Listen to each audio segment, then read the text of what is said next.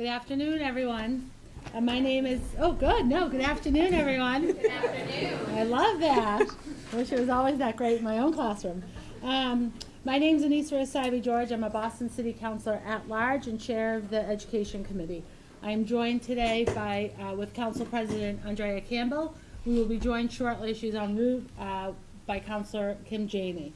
I'd like to remind everyone this is a public hearing being recorded and will be rebroadcast on Comcast 8, RCN 82, Verizon 1964, and online. Please silence your cell phones and other devices. We will also take public testimony and would appreciate it if you would sign in and indicate your wish to testify. I will ask that you please state your name and affiliation or residence, and that you limit your comments to a few minutes to ensure that all comments and concerns are heard. That's for the public comment following our panelists. I'd like to thank Mrs. McIntyre, the headmaster here at the Burke, as well as Mr. Silva for being so accommodating and allowing us to use this space and for welcoming us into the Jeremiah Burke High School community. I'd also like to thank Kerry Jordan and Shane Pack from Central Staff for being here and for their support, as well as members from my team and Councilor Campbell's team. This hearing is for Docket 0853, order for a hearing to review the Boston Public Schools strategy to serve off-track youth. In May, EY Parthenon, who are here with us today, released a report called Excellence and Equity for All, Unlocking Opportunities for Off-Track Youth in Boston Public Schools, funded by the Barr Foundation and commissioned by BPS last year. It reveals that there are more than 3,000 high school students off track. As a former high school teacher, I know that students can fall off track quickly and silently. I saw it through the grades, attendance, and participation, as well as many other impacts of their academic and everything else of their life. We need to pay attention to our kids and realize that it's more than just improving or providing a re-engagement center. It is also about the basics. A school nurse, a school psychologist, guidance counselors, and other specialists who can focus on the needs of our young people so that we can respond to not just their academic needs, but their emotional, mental, and physical well-being. It is also about how we can improve all of our high schools and support not just our exam schools with resources. It's about fixing our student assignment plan and creating interventions at an early age. It's about prioritizing our students and figuring out solutions that will benefit them, putting our kids at the center of our decision making. I look forward to working together with all of you to create and improve policies and plan on how we can get all of our students back on track, maintain their track, and excel on to graduation, higher education, and life. I would like to also introduce that we're joined by Representative-elect Liz Miranda. Liz, where'd you disappear to? There we are. Hello, Liz. And that I believe we will be joined shortly by the Superintendent of Schools, Laura Perrell. Councilor Campbell. Thank you, Councilor Essaibi-George, and thank you to Councilor Janey, who is on her way, for your partnership in this. Thank you to those who will be presenting, not just the folks from the Parthenon group, but also we have 3 incredible students that will also speak, and I think we all agree it's essential to have their voice in this conversation, and we probably don't do it enough. So I want to thank them in advance for their courage to come forward and share their stories. I also want to thank the representatives from BPS, as well as the superintendent, who I believe is on her way. I want to thank the community. I see a lot of familiar faces who care deeply about these issues. I also like that I see some younger folks in the room, and I think that's because we're doing this out of City Hall and at Burke High School. So I want to thank Dr. Mack and her incredible team for opening up their doors, and Central Staff for setting this up. It's not easy to make sure these mics work and that you can hear me, so I want to thank our team as well. I won't spend a lot of time. I care deeply about education. I was telling the young people, born and raised in the city of Boston, I went to all Boston public schools. I went to 5 of them. And at that time, I think they were all deemed excellent, including Boston Latin School. But I'm not naive, and I wasn't naive back then, that there are folks in the system who have different opportunities, and some are better than others. And so the question is, and it continues to be, equity, and how do we ensure that every family and student has access to a school that is excellent? How do we ensure, from the school's perspective, that they have the resources and everything they need to be successful in delivering a great education to their families? So we have a lot of work to do, and I think the report demonstrates that. I'm also solution-oriented, though. I don't like to just focus on the problem. So this hearing is not just to talk about the report and the important data that comes out of that report, and probably some things we've been talking about for far too long, but also to have a conversation with the district about how do we move forward. How do we make sure that the things that are highlighted in this report are either stopped, or that we change policy and practice to have a different outcome for our students. I will get personal for a little bit. You know, I got into this work of being a Boston City Councilor after losing my twin brother.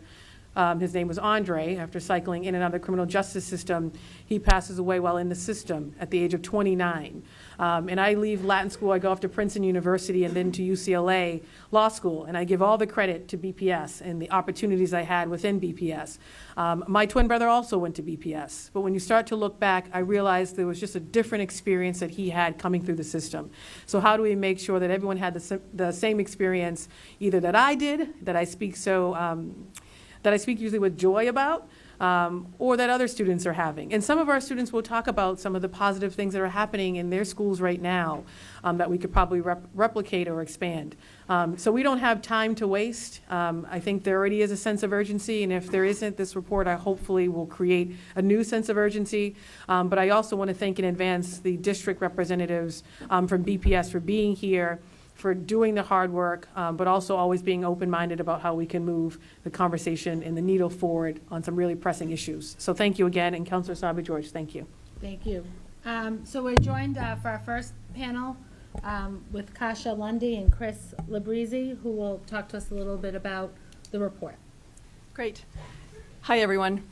I'm Kasha Lundy. So before I get started, most of you should have something like this in your hands. I will be referring to it during the presentation.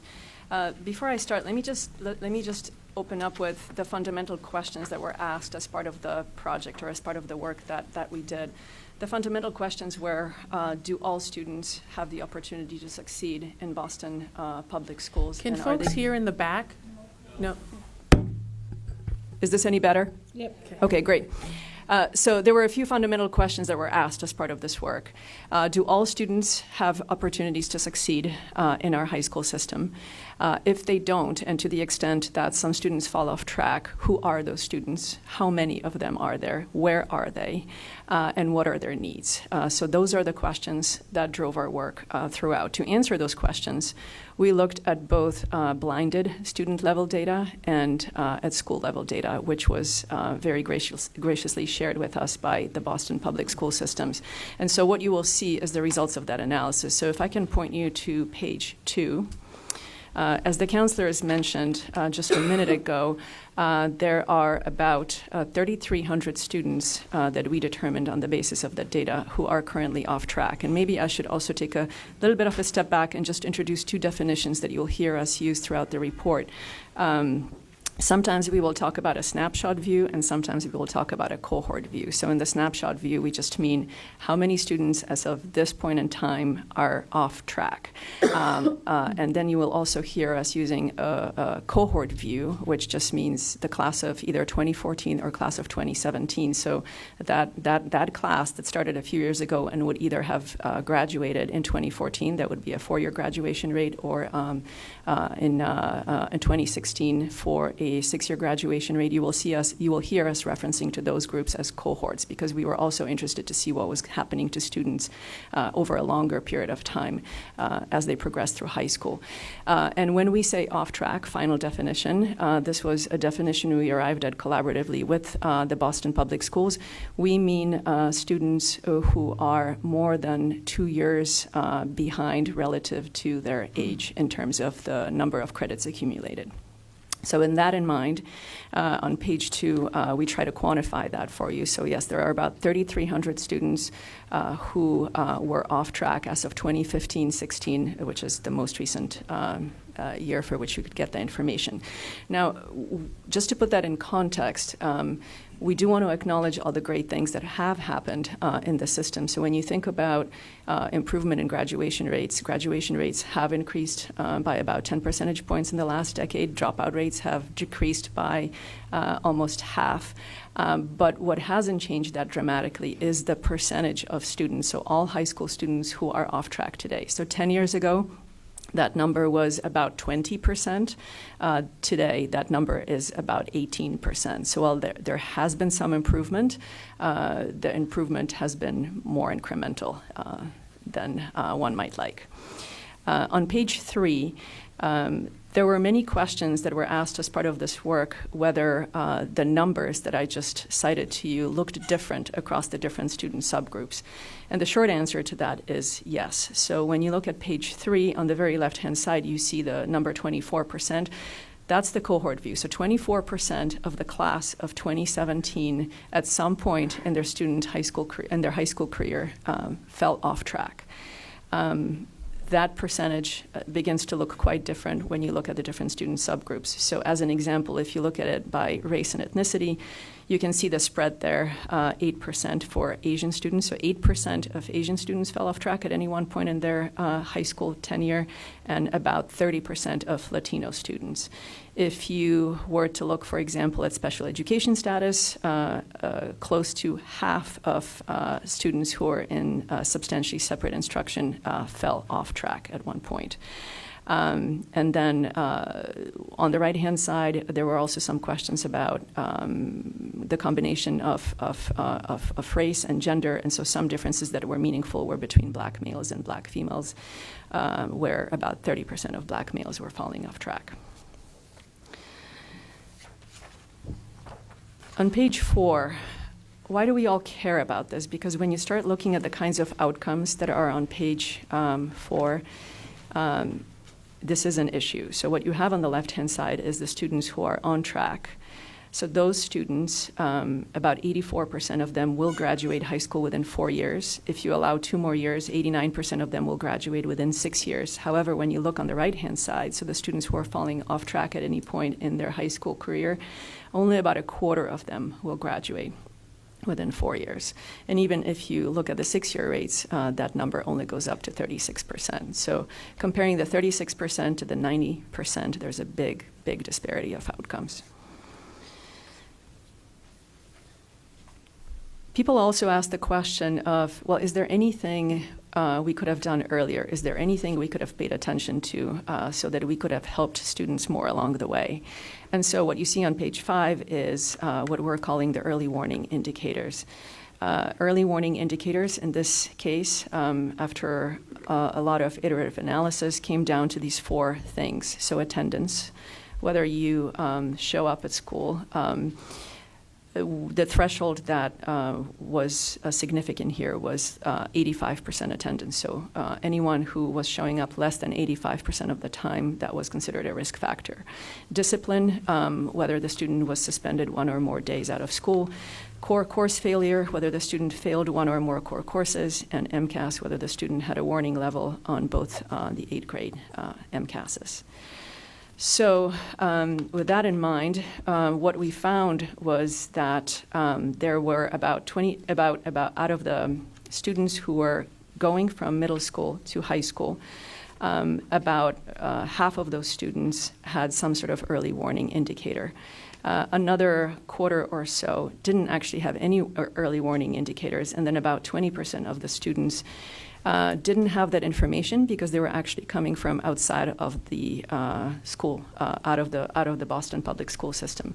So the sort of good news, bad news on the slide, the good news is that there is information about students earlier before they come to high school, which would imply that the high schools could potentially leverage that information and use it to help students. The not so great news is that a quarter of students are come to high school without any warning indicators, but then begin to fall off track. So their chance to succeed is truly in those high schools helping them. And I will finish on this slide and then pass it off to Chris. There were also a lot of questions about, as I mentioned, about where those students were. So we looked at the entire universe of the high schools, which, as you know, includes open enrollment schools, and this is organized by the mode of admission. So there, as you know, there are some exam schools, there are selective admission schools, lottery admission schools, and open enrollment schools. With this chart, and for those of you, all of us who have it in black and white, it's a little hard to read, but essentially, if you look at the open enrollment schools, 60% of the incoming class, so the 9th grade class, had either an early warning indicator or some special status, either a language learner, English language learner, or special education, or was overage.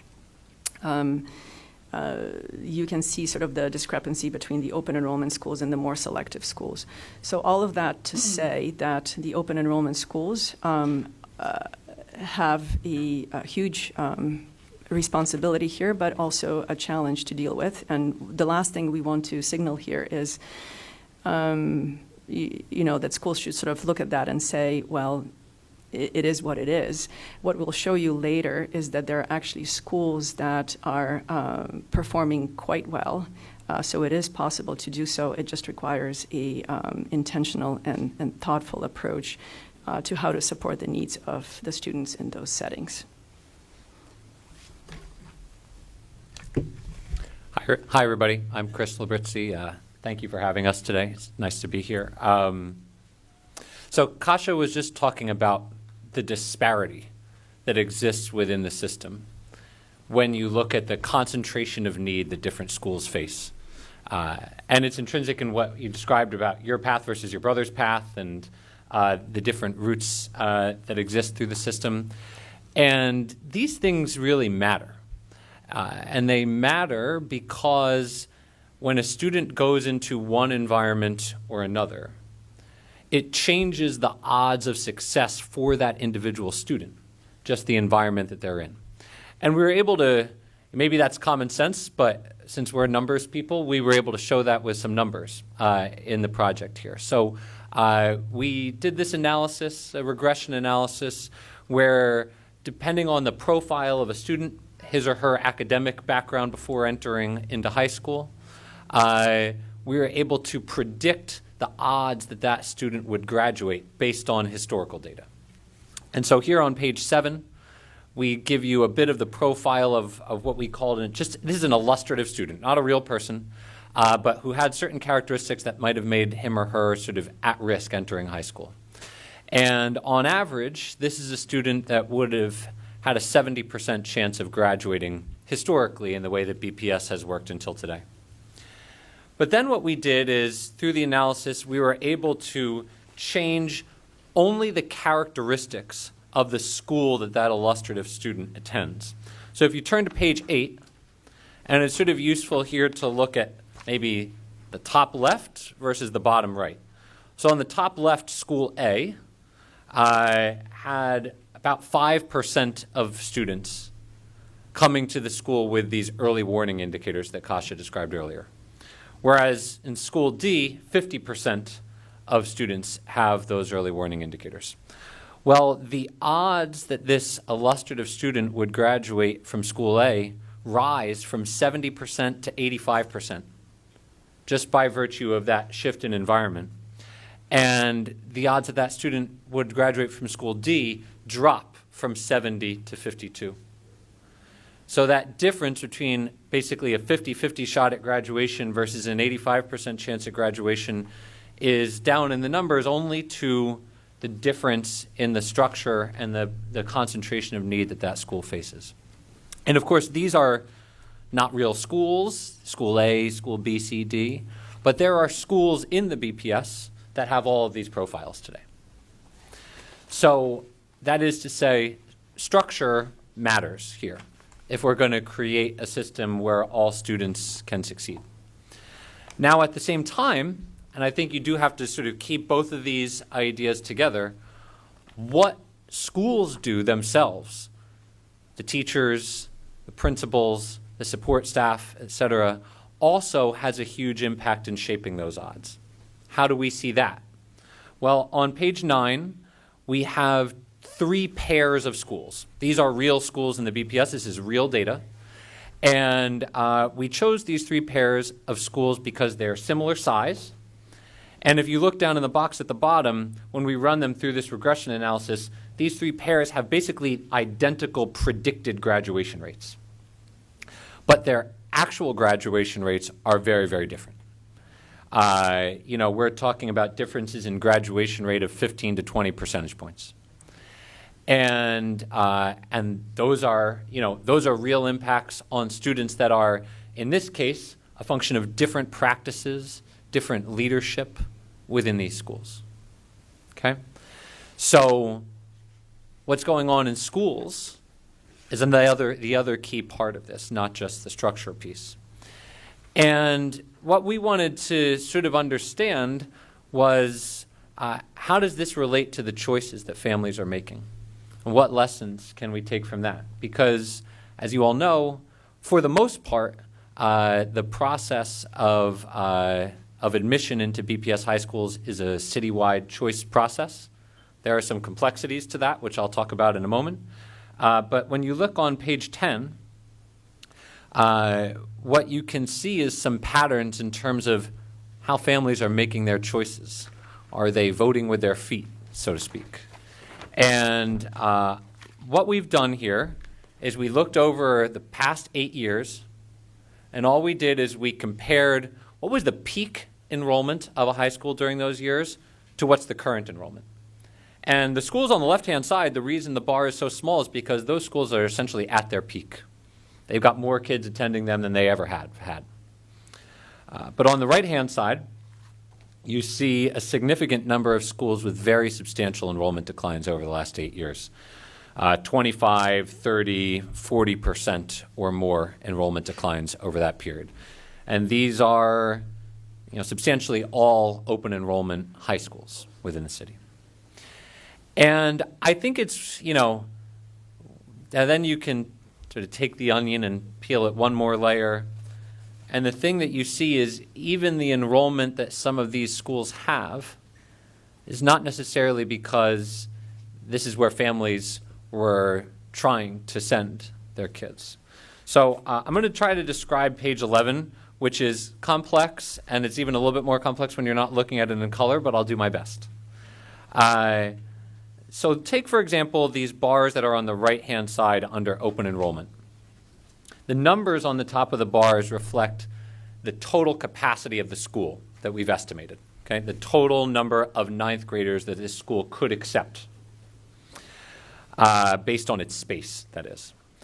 And the dark portion of the bars down at the bottom reflects the number of seats in that school that were filled at the end of the round 1 admissions process, meaning when parents could apply. Now, we're not talking here just about you were ranked first by parents. This is just, did you fill that seat by the end of round 1? And just visually, you can see for most of the open enrollment high schools in the system, how few of the total seats they have are filled through that round 1 admissions process when parents have the most choices of where they can send their kids. And where students have the most choice of where they might want to go. So the seats that are being filled in these schools are disproportionately being filled by other means. And the other means are, this is where ELL and special education programs are being placed into those schools. This is where, quote unquote, administrative assignment takes place, where if a student doesn't participate in the process or didn't get a seat, the system will put them in a school. Or it's just seats filled after round 2 when most of the schools to the left-hand side of this chart are already full. And, when we talk earlier about the concentration of need that exists in different schools, I would just observe that this process is in many ways how that concentration of need gets created, because the special education and ELL programs and the students who are going through administrative assignment and the students who are being assigned in later rounds are disproportionately the students with the higher needs that then end up in higher concentrations at some of these open enrollment schools. Okay? Two more pieces that I'll highlight, and I do recognize that we're moving quickly here, but I want to leave time for you all and for any questions. We did a lot of work looking at the alternative education system within BPS. These are schools that are serving the highest level of need, and often with a level of resources that is not that differentiated from the rest of the schools in the system. And the results at those schools show a lot of room for improvement. So on page 12 here, we compare the attendance rate of off-track students if they attend alternative education schools versus other schools. The attendance is much lower for those students at alternative ed schools. We compare the graduation rate of students who stayed in their original school to graduation rate of students who moved to an alternative education school. The graduation rate was lower for those who moved to alternative education. We have seen ourselves in our work in other cities examples of alternative education schools that are doing better, that when off-track students are moving from the sort of traditional school into the alternative school, the outcomes improve because those schools have the resources and the models are really designed to serve those students. So there's a real opportunity for improvement here, we believe. And this is the final sort of data piece I'll review on page 13, the students with the needs have to be able to get to the right school for them. How has that happened historically? One way of looking at that is by looking at referrals that were made to the Reengagement Center, which has been historically responsible for sort of managing referrals into the alternative education system. So what you can see on page 13 is in the 2016-17 year, there were 470 students referred through the Reengagement Center for an alternative placement. Only about half of those students were able to find a placement. And there's lots of facets for that. I'm sure there will be some of the other panels today will be able to speak to experiences or things in the system that explain that. Some of it has to do with requirements that these alternative education schools can have for who they're looking to serve. Some of it can just deal with the process itself and how many steps a student has to go through to get from one place to another. But the bottom line is that only half of these students have been getting placed. And for those students who did not receive a placement, many of them dropped out or simply remained out of school despite having tried to get that new placement.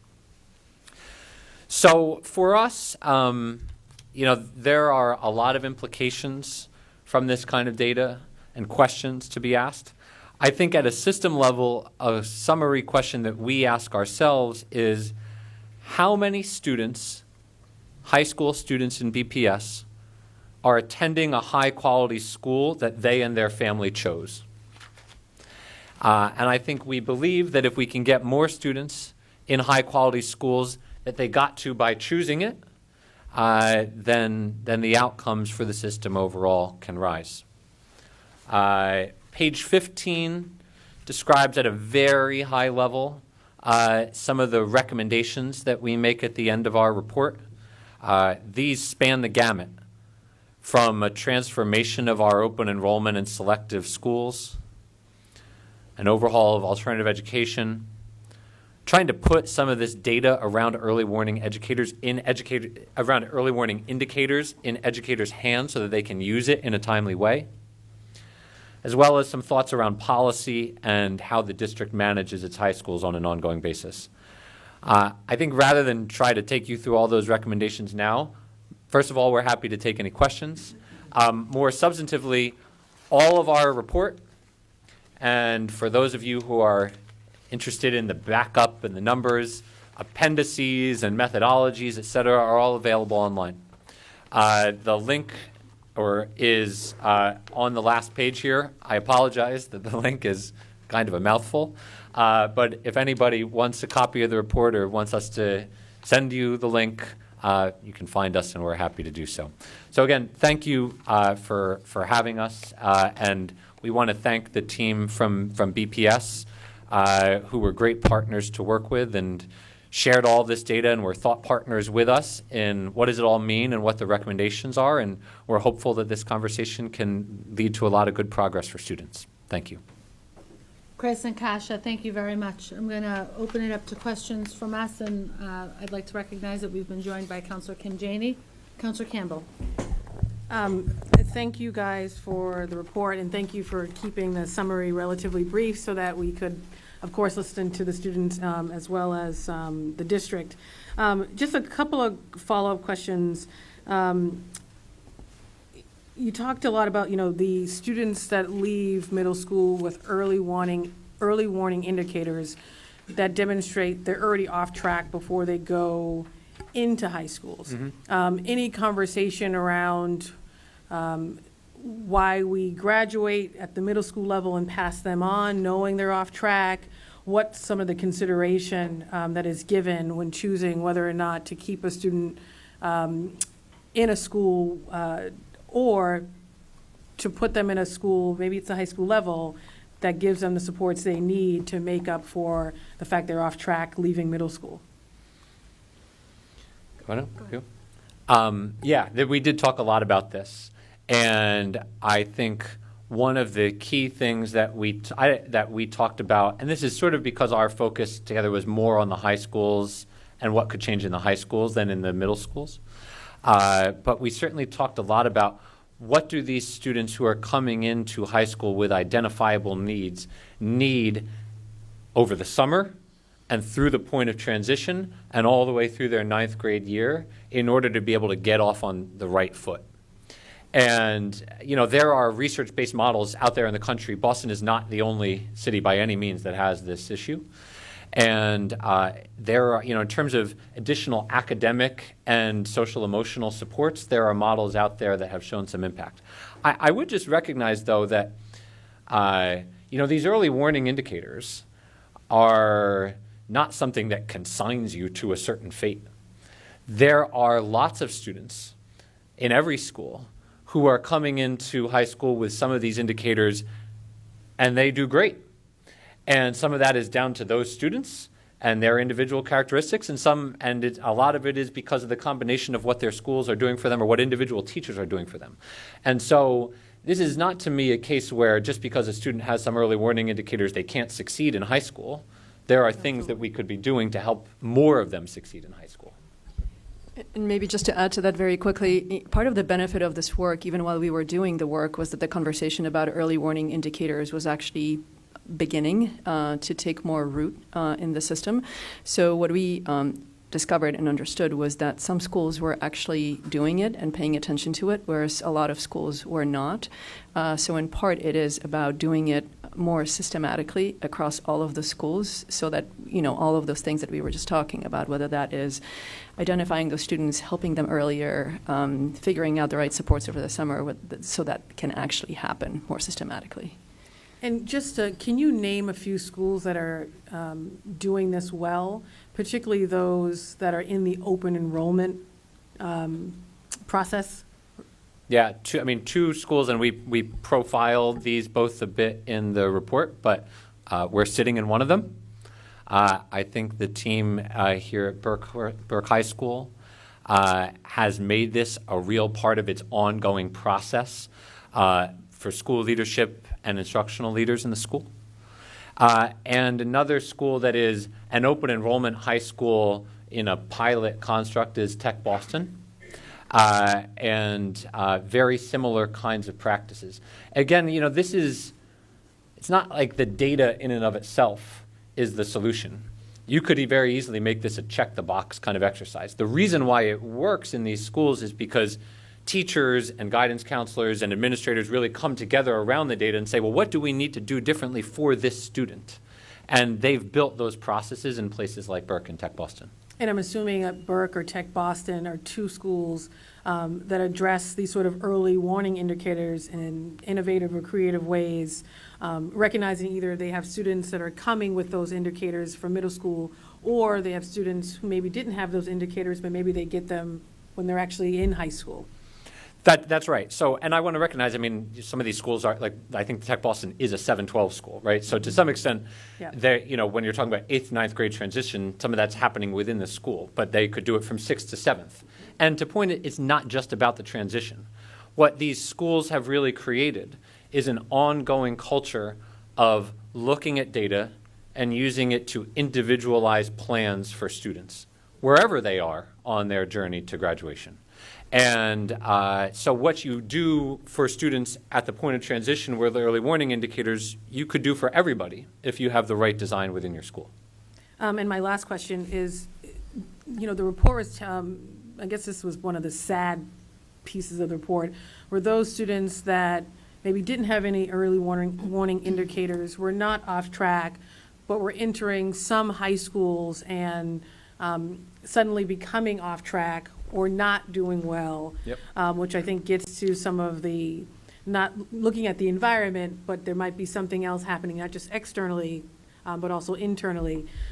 Curious, what schools were those? And also, and not to name schools in terms of this, name schools as bad schools, right? We have folks in these buildings who are doing really hard work, and frankly, I didn't sign up for it, so I want to be careful how I talk about those schools. But I do want to recognize that that was a sticking point or a conclusion of the report that was very troubling. So what explains, I guess, some of that? Yeah. So you're right. And that's a big part of the story in our view.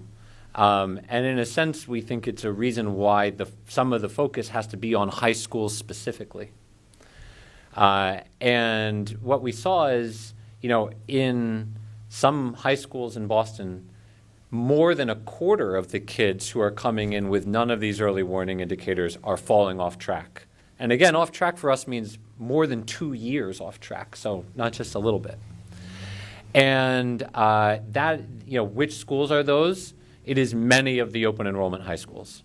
And if you look on the page around, which are the schools that have had declining enrollment, and which are the schools that have had the lowest share of their seats being filled through round one, a lot of these schools would be on all three of those lists.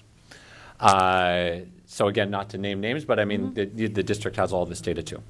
And, what can explain that?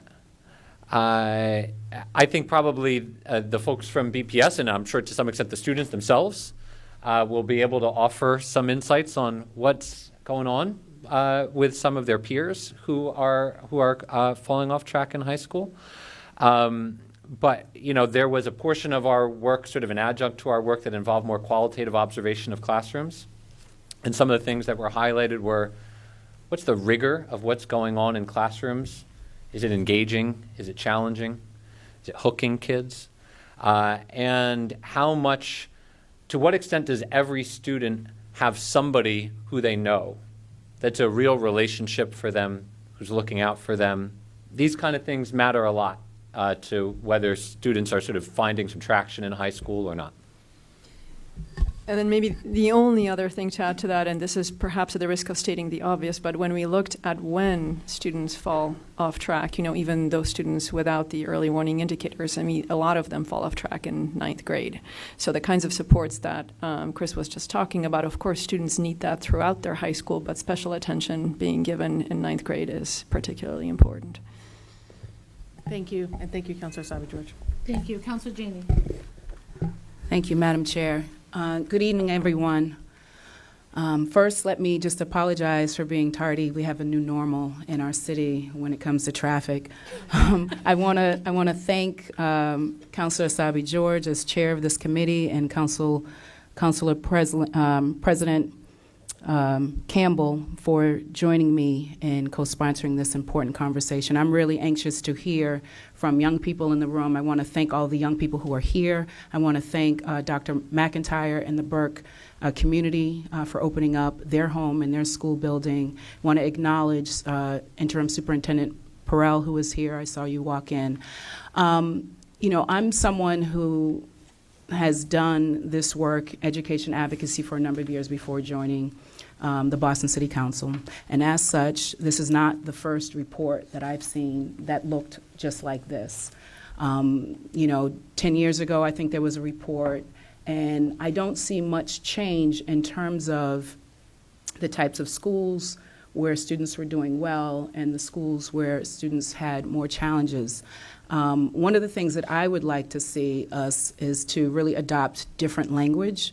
I'm quite concerned when we use the term off track and students falling off track as if the onus is on them and it's something that they've done to end up where they are. I think, you know, the real issue is whether or not our young people are being supported in schools, whether or not they're getting the resources that they need, whether or not educators have the resources that they need, you know, whether the opportunity is really there for our young people. So that's one thing I'd like to ask all of us to do, is to use better language and be more careful with our language as we talk about young people in the situation that they may find themselves in, because it's of no fault of their own, but because of the decisions that are made by the adults in the system and policies that are created. And so I hope that we can unpack some of that in this conversation.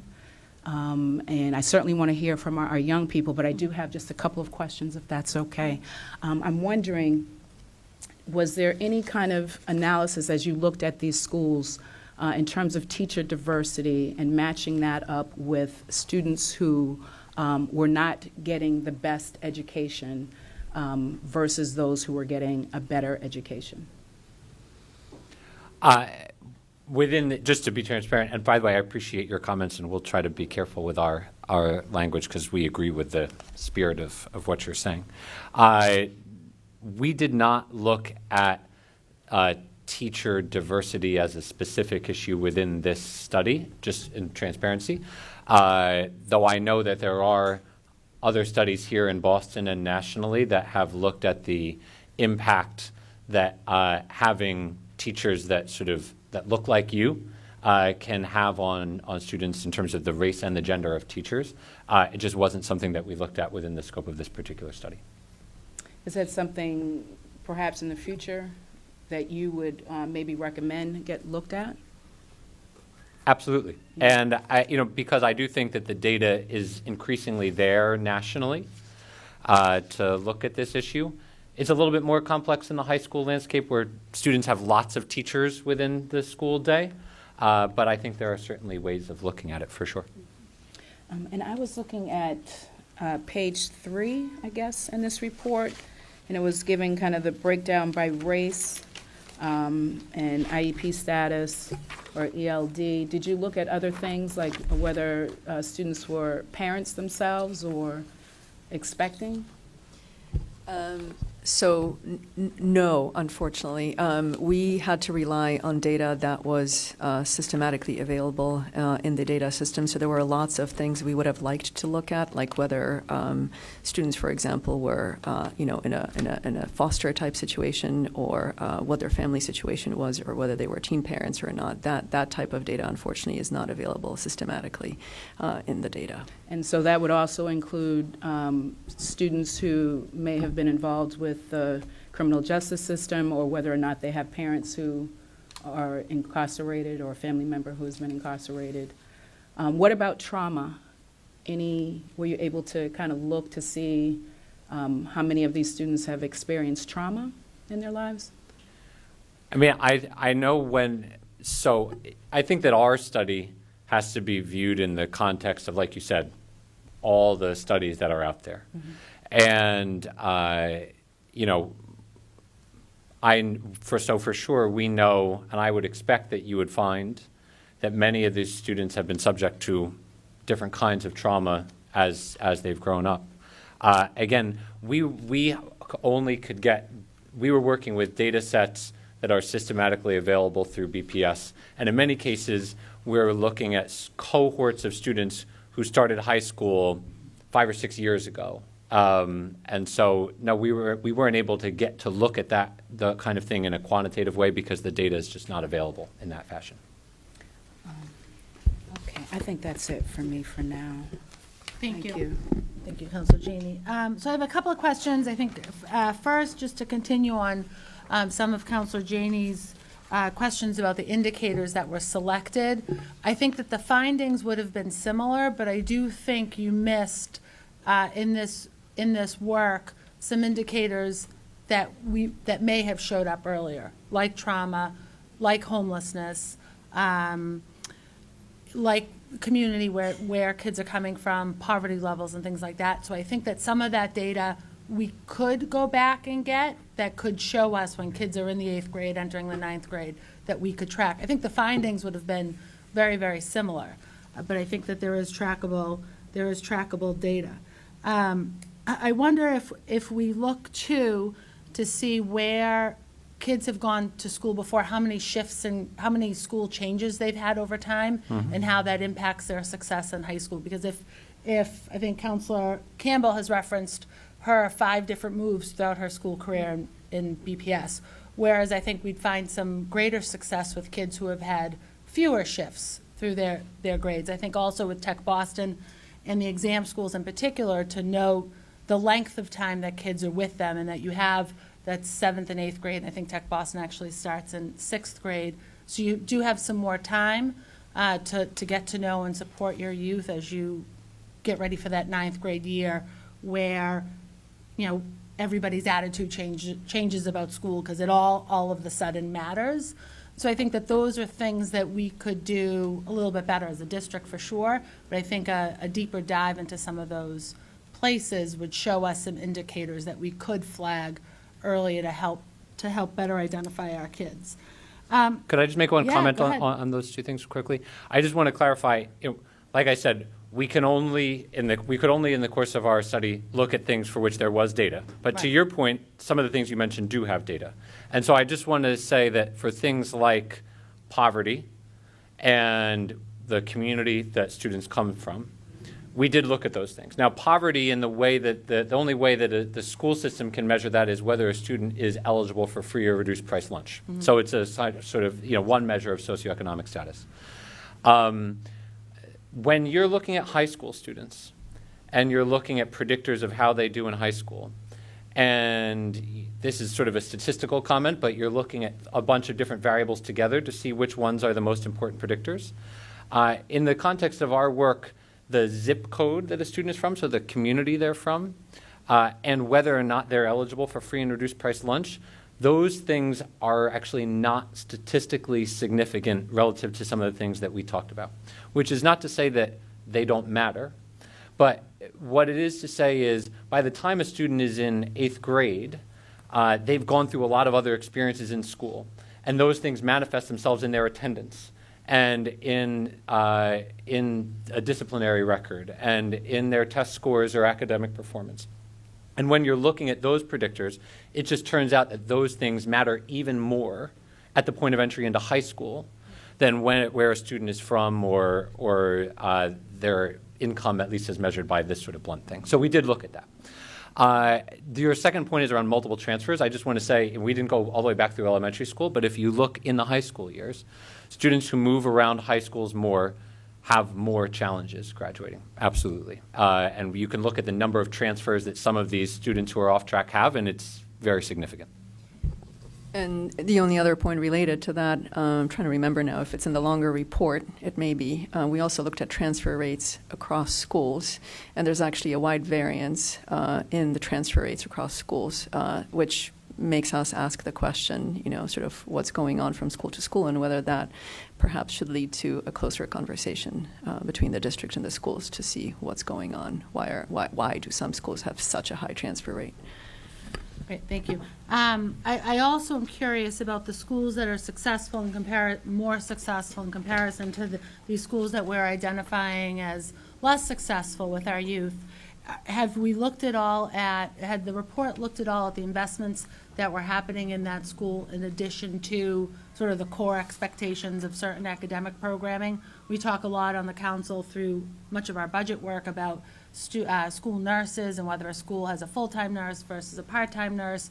Do the students have access to school psychologists and other support programs? And then what about the additional enrichment activities? And I think some of that is related directly to class size. So are we looking at the incoming freshman size and what I know that you're looking at the numbers, but are we looking at that as a data point? Are kids in bigger classes more successful? And because of weighted student formula, and I know you talk about weighted student formula in the report, that impacts how much money a school gets, which impacts some of this, the enrichment opportunities.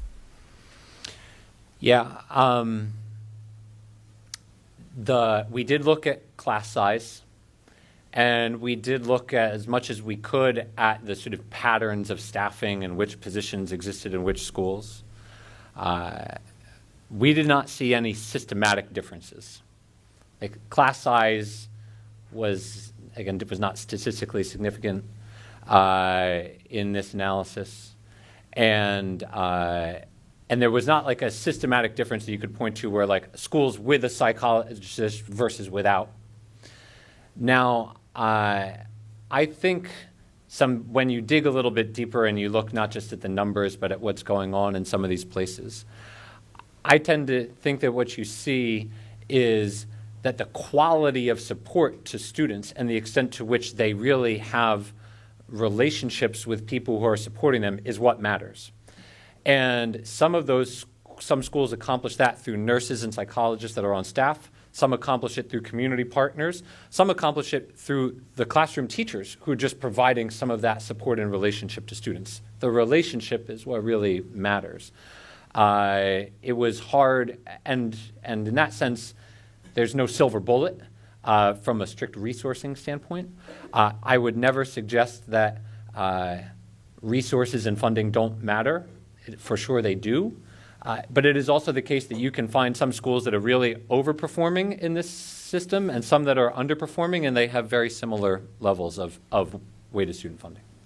Right, and then my last question, Kasha, did you have more to add? I'm sorry. No, just to say, Chris was sharing the slide which showed the enrollment, right, the enrollment trajectory of some of these schools. So, yeah, and then how some of that enrollment is almost being artificially upheld, right, in some of the schools. But, I mean, you could say some of the schools are potentially under-enrolled, right, relative to what they could be. So, and when you say artificially upheld, do you mean because we're capping enrollment below capacity? No, it's because the school. Well, Chris, do you want to explain the same point that you made? I mean, it's where there is capacity in round 2 or in round 3. That's where some of the programs get placed. So in a way, because the programs are there, that's where you're sending some students. So you are creating a flow to the schools because of program placement.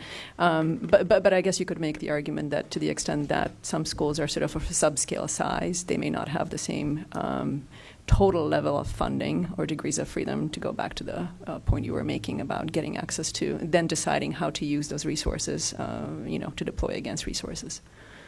Yeah, I mean, look, to the extent that you want to drive support resources to students, it's sort of, you can't overlook that you have a number of schools that are, they could be enrolling a lot more students. And so you're spreading those resources across a lot of schools. And I think the point that we were trying to make in terms of when you look at the enrollment of those students, of those schools, is that much of the enrollment has historically come through administrative assignment and where the district places ELL and special education programs. And my last question is, we talked about the differences when a child moves to an alternative ed school, they seem to have less success than if they stayed at their original school, their home school. Did we break that down any further, comparing the different alternative programs? We did, yeah. We looked in detail at the data for each individual school, both the students that they were serving, the profile of those students, how they were different, the resources of those schools, the performance of those schools. We did look, and there is definitely variation. And I think quantitatively and qualitatively, you would see some schools that are performing a bit better than others. But as a system, the alternative education system today has a lot of challenges. Right. And then last, with special ed, students that either have an IEP or receive medical support, they have a 504 plan. Did we look at any students, or did we make sure that we counted students that have extended medical care or extensive medical care, or maybe hospital care? Are they included in those numbers? Yeah, all students who are enrolled are counted.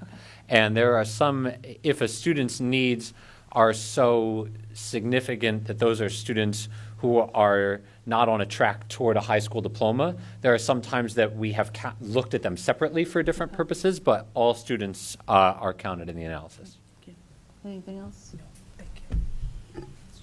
Thank you both very much. Thank you. Thank you. For sharing this. Next, we have our very exciting expert panel from our students. I'd like to welcome, I know we have Nia Warren from Madison Park. You want to join us up here? We also have Mr. Barbosa, Cadio. Did I say it right?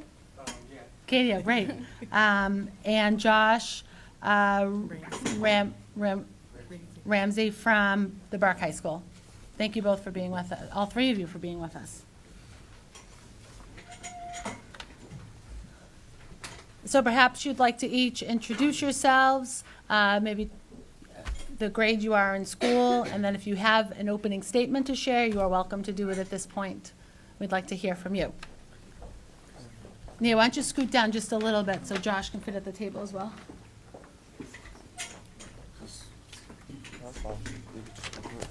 What time do we have? Good evening. My name is Joshua Ramjeet. I'm a sophomore here at the Burke. You all introduce yourself. Hi everyone, my name is Cadio Barbosa and I'm also a sophomore here at the Burke High School. Hi, I'm Nia. I go to Madison Park and I'm a senior at Madison. Josh, do you want to start, or Nia, do you want to start? All right. This is more about you guys sharing your experience, if you've told some of us. So my mom, she's in the military, so I move around a lot. And my freshman year here in Boston at the Burke was actually just after I moved from San Antonio, Texas. And I like Boston better, especially the school, because I don't really like the heat, and like cold, I like that. But when I first came, I didn't know what school I was going to. I didn't know anything about. Can you guys hear Josh in the back? Oh. Pull it a little closer. Can you hear me now? Oh, okay. When I first came to Boston, I didn't know anything about it. Like, actually, like 3 days ago, I found out where I lived was named Fields Corner. Yeah, I thought it was Phillips Corner. I've been here for a year, by the way. So, basically, I received like mail from a couple of schools. One was in Roxbury, which I still don't know where it is, but I still didn't know where I was going for school. But then my dad told me I was going to the Burke, which I told a friend, and he told me that my friend told me that there was a shooting when I told him I was going to the Burke. Personally, I didn't really care because I saw it as an open opportunity, because if there was a shooting, then they're probably going to like step up their game. So I was like, I'll be taken care of. So fast forward a little bit, and I get to the Burke, and I liked it. But then in the middle of the year, I let my dad give me a haircut. And let's just say it didn't go so well. And I just wanted to cover my head. And I'm in one of my classes, and it's actually a build class, which is an entrepreneurship class. I'll get into that later.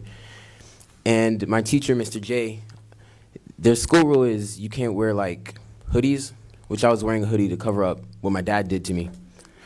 And so he told me to take that off. So being the innovative person I am, I took my jacket off and just put it over my head. And then I keep doing things like that, and then it ends up with a jersey over my head. And he calls me to his office.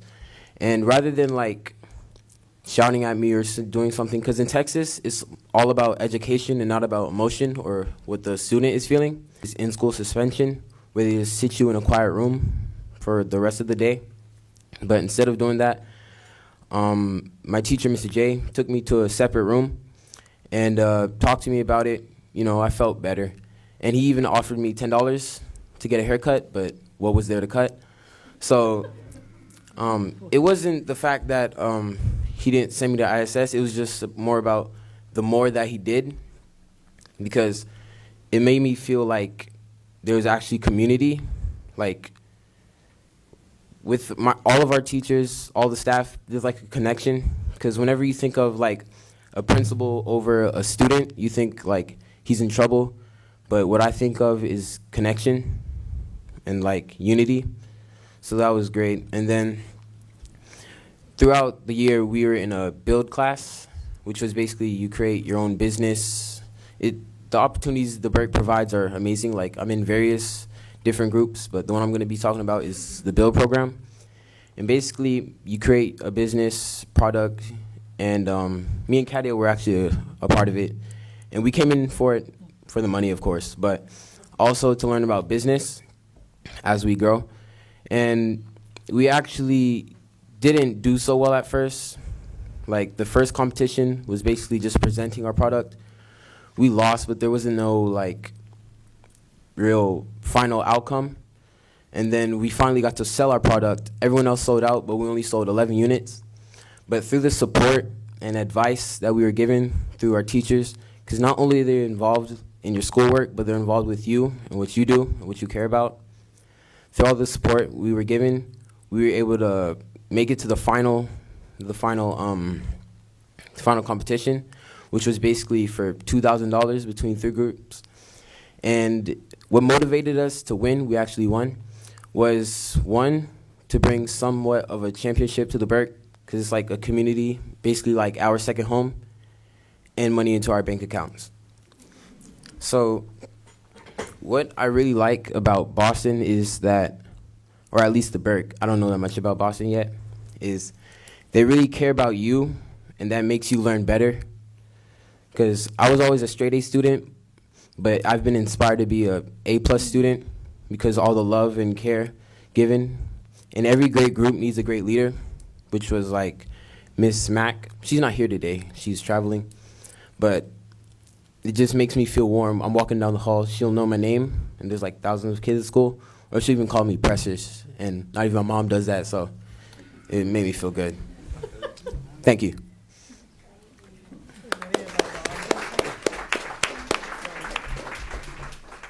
So, can you guys hear me? Just to make sure before I start. I want to start off by saying that when I was younger, I was a, let's say, really, really hard-headed student, or child in general, for all you guys that may have kids. I just tend to, like, do things like what Josh was doing. And one time I got my PlayStation taken away, so I went and just tried to look for it. And I ended up finding it, and I was like, okay, I'm going to play this for a little bit and then put it away. But I ended up getting in trouble. I don't know why my parents came home early that day, but they just did. Let's just say I got put on punishment. And, later on that day, my sister came home, and we just had a little chat.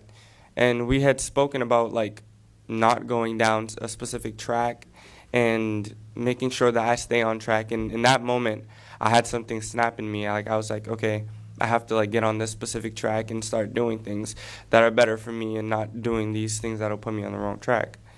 So, fast forward, leaving middle school, going into high school, I was getting ready to fill out applications. I really wanted to go to BCLA to follow into my sister's footsteps.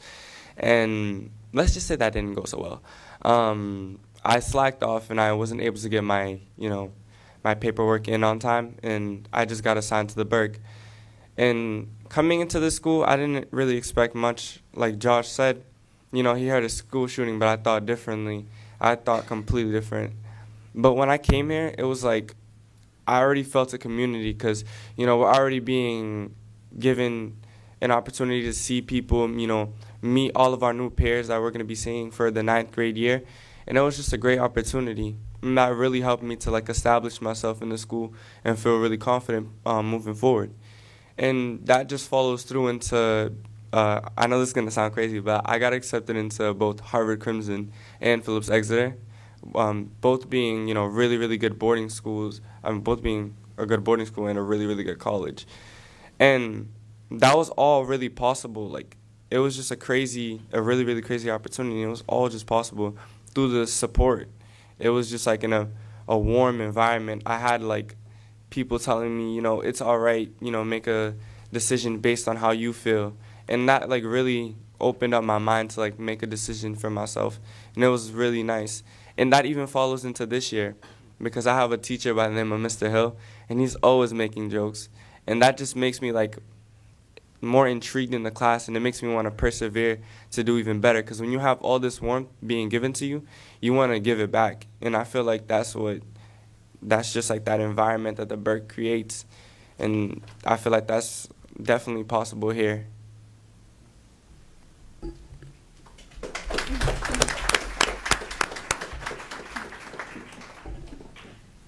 So originally I'm from Florida, and so I moved to Boston my sophomore year of high school, and I was put into West Roxbury Academy, and it honestly wasn't a good experience. Like, to be honest, like everyone there doesn't really want to be there, including the teachers and like the rest of the staff. So like from that, like you would see just kids not coming to school because it was like, why am I in school if no one wants to be here? So after my sophomore year, I stayed at Westy for another term, and then I've always wanted to go to Madison. Like, before I even moved to Boston, I wanted to go to Madison because of cosmetology, but my mom actually grew up in Boston, and Madison has a reputation for not being like a good school, or it had a reputation for not being a good school, so my mom didn't want me to go. But someone talked her into like just going and seeing the school and seeing what it was about. And she met Mr. McCaskill, and they talked. And then I came in, and I got to speak to Mr. McCaskill, and I was able to transfer to Madison. And then I transferred in my junior year, and it's honestly just been like a really, really good experience. Like the teachers and like all the staff are really supportive, and there's a lot of opportunities, but I feel like mainly the teachers take the time to like really get to know you as a student and not just look at you and judge you based off of like you academically. Like they really try to get to know you, and like so does the staff. And so like from that, I just feel like it's a lot of a better environment for students, because when you have people supporting you and like really being there for you, like for you, not just for like a paycheck, it changes like the reason why you go to school. You're not just going to school because you have to go to school. Like you're going to school because you want to go to school, you want to learn, and you want to succeed and do something after high school. And so, yeah, that's my experience.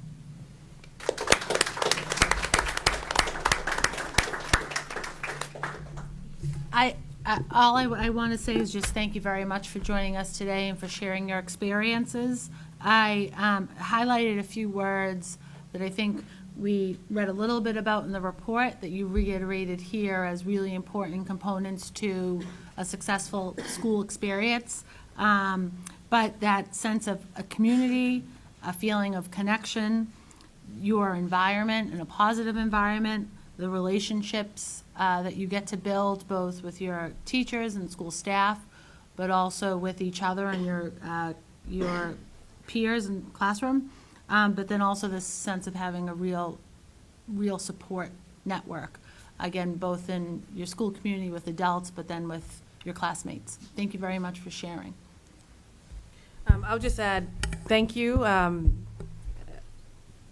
You know, I think we don't often have students participate, and it's important that you do, so thank you for doing that today. I agree with Counselor Essaibi-George. There are a lot of words, or through your experience, that I wrote down too. One thing that was missing, I think, from Counselor Essaibi-George's list that I'll add is, you know, restorative justice, or different ways of disciplining a student, right, when we talked about discipline. Second chances and opportunity, folks not only showing up in the building, but actually demonstrating that they want to be there. So thank you guys. I don't have questions. I just am really happy that you guys decided to share today. So thank you. Counselor Janey? Thank you. Thank you so much for being here. I also wrote down words.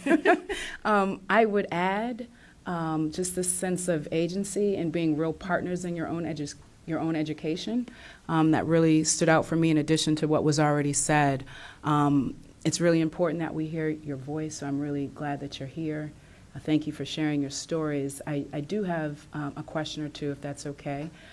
Josh, you mentioned Build, and I'm very familiar with Build. I've served as a judge, and you know, you would have won if I was on one of the judges that day. But I'm wondering if any of you are connected to other nonprofit organizations or youth organizations in your community in school or outside of school. Just to clarify, we did win. Oh, good. Yeah. I thought you didn't sell anything. Right, good.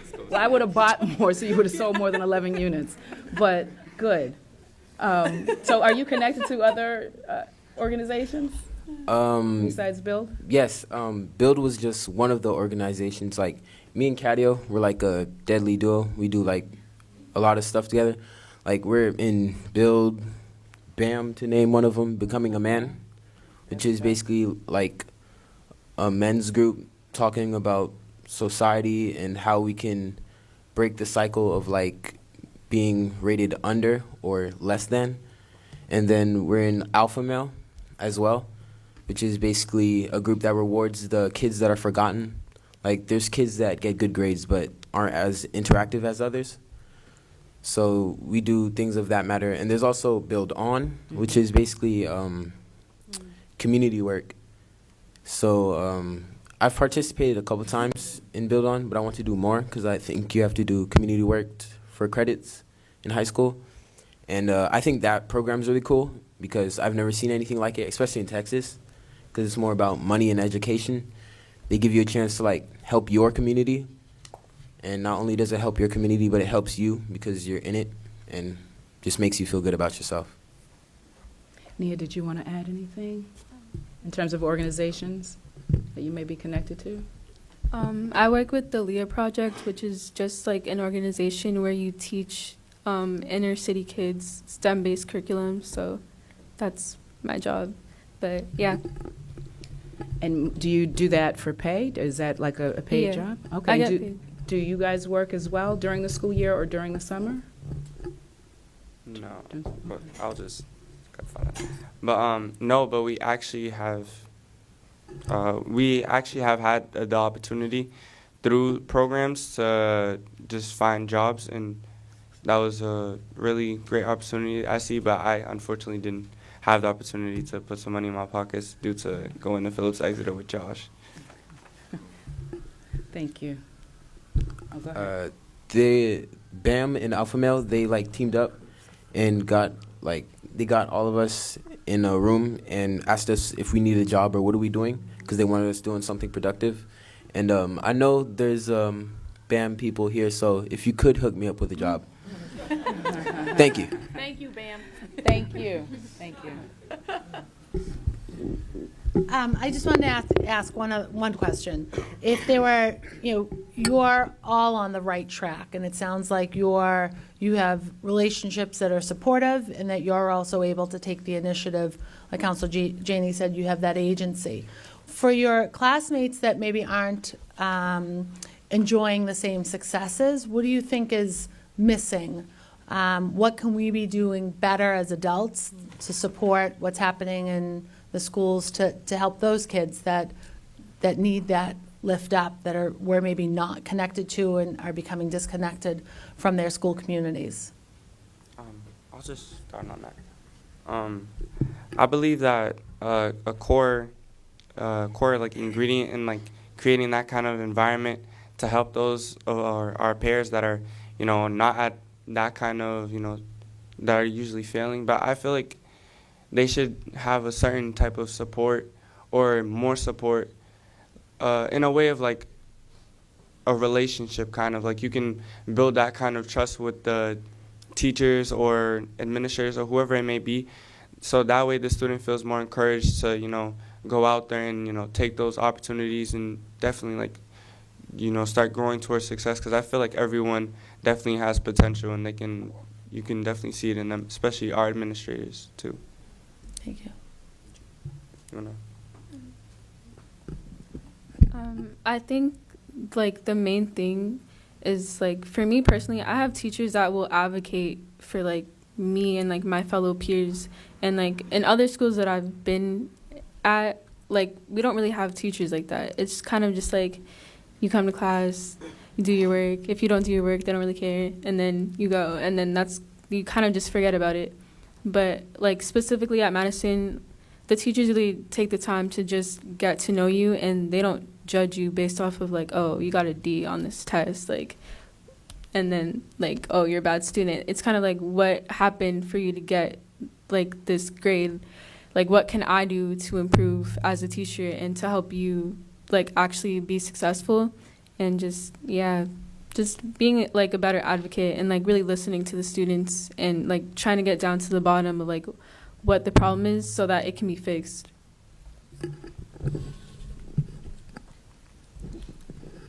I think a thing teachers can do to help students like that is just be more interactive. Like, I have a couple of friends to mention. Like, one of them, they, like, just have random outbursts. One has a 2-hour commute.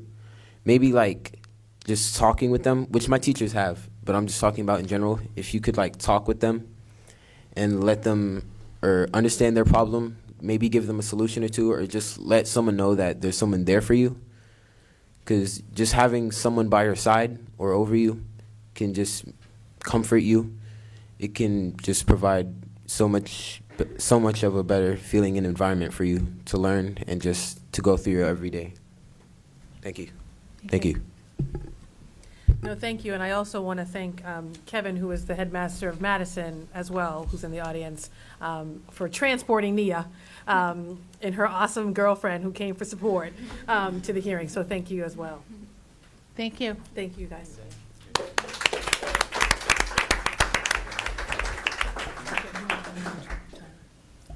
I'd like to recognize that we've been joined by Representative Tyler. China Tyler's here somewhere. And I know the superintendent, Laura Pearl, would like to come up and address the audience here today. And following the superintendent, we'll be joined by members of the Boston Public Schools administrative team. I'll introduce them while you're coming up, Laura. So they can come up after you. Oh, that's fine. Donna Muncy, Deputy Superintendent. Dan Anderson, Executive Director of Strategy. Emmanuel Allen, Director of the BPS Reengagement Center. Tommy Welsh, Associate Superintendent. And Jan Manfredi, Executive Director of Expanded Learning Time. Great.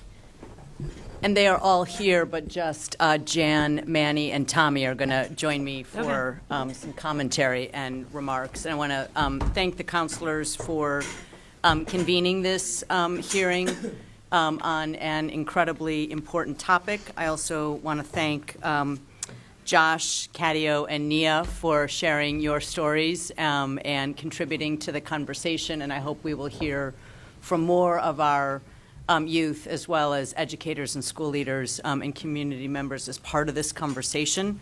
How the Boston Public Schools serves off-track youth, and here I want to accept the counselor's edit here. What I would say is that how the Boston Public Schools serves students whom we have collectively allowed to fall off track, because it is ultimately an issue of adult responsibility to support our students to find their way, but how we have collectively allowed students to fall off track is a significant concern. It is part of our broader challenge of how we improve performance at all of our high schools, particularly our open enrollment high schools, as well as our alternative education programs. And I want to thank the Parthenon team, as well as the many contributors, both from BPS and from external partners, in that report, because it illuminates, as you also said, Counselor, important information that we've known for far too long, but brings it into very sharp relief with this most recent analysis, which requires, I think, a focused and aggressive response on behalf of the Boston Public Schools, but on behalf of all of us who work for youth and children in this city. As you know, there was a transition in the middle of the report was received in May. There was a leadership transition, which brought me into this current role. but important work that was already underway. So my first step this summer was really figuring out where those pieces of work stand and how we can synthesize and accelerate them into a coherent, focused, and ongoing response to some of the challenges that the report illuminates. My first focus in July, however, was making sure that the schools had what they needed to get the year started. I think in the area of high schools, at the time, we had just one of the three key academic superintendent positions filled, which I quickly filled with some willing players from around the districts and schools, who I'll mention, to get that started. But I think now that the school year is underway, we are working very diligently to dig into some of the early actions underway, but then some of the next steps that we can take to bring a more formulated plan and strategy forward for how we will work in high schools. But I want to start by pointing to some of the guiding thinking and then some of the early steps, a number of which were actually pointed to in the report. When it comes to, and I think the real priority here is that this will be a principal focus of specific action this fall, and some deep work over October, November, and December in particular. In the handouts that are circulated, there is a slide of current priorities of the district. They are three, and they focus first and foremost on improving opportunities for students related both to opportunity and achievement gaps, but really looking at the systemic conditions that central office as well as schools need to address to allow those, to enable the gap closing work that we all need to focus on. The second is about differentiating school support. And here it is both about the foundational work we need to do in our core business of teaching and learning with all schools, but also very specifically how we differentiate and prioritize supports to our low-performing schools.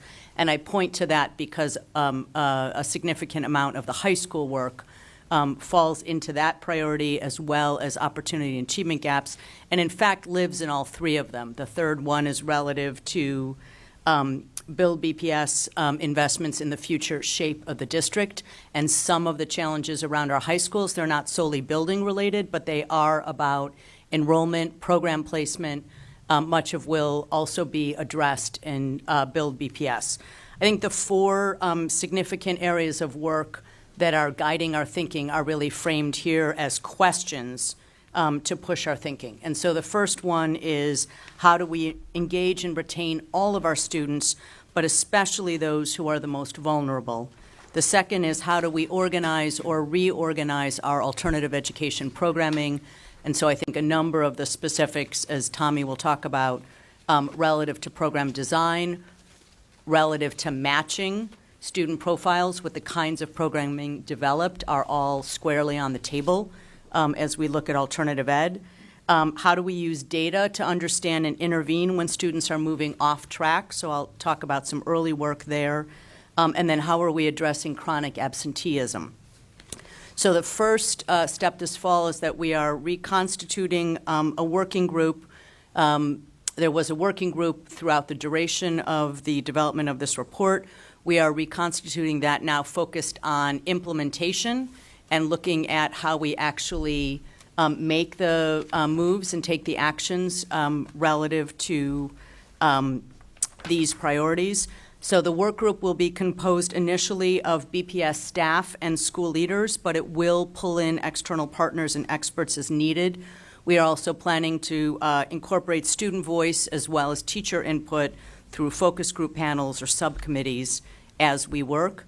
But I think, at least in my interim role, what's clear to me is that there's some deep work internally that needs to happen to stitch together, let's say, isolated pockets of progress that need to come together in a concerted plan. One of the early moves that did already take place this summer is to shift the Reengagement Center back into the management of BPS, still working in close collaboration with the PIC, but to house it back in BPS in order to provide continuity to other BPS departments and resources, and more closely align with our chronic absenteeism work. So that shift happened this summer. Under Manny Allen's leadership and inside of the Office of School Supports. This fall, I've also, actually late this summer, have prioritized action to streamline our early warning indicators systems to accelerate work to build out a more comprehensive system. This is a clear calling of the report. As folks may or may not know, there are pockets of EWI work that have been happening as we've cataloged it in 4 different offices and across a handful of schools.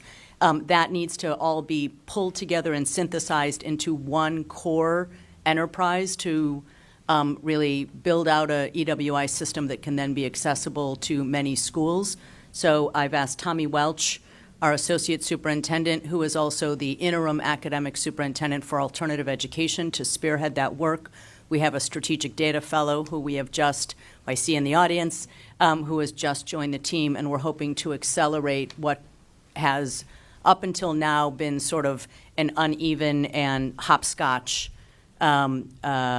approach across many different early adopters, but now needs to be synthesized into a system that we can make available to more schools.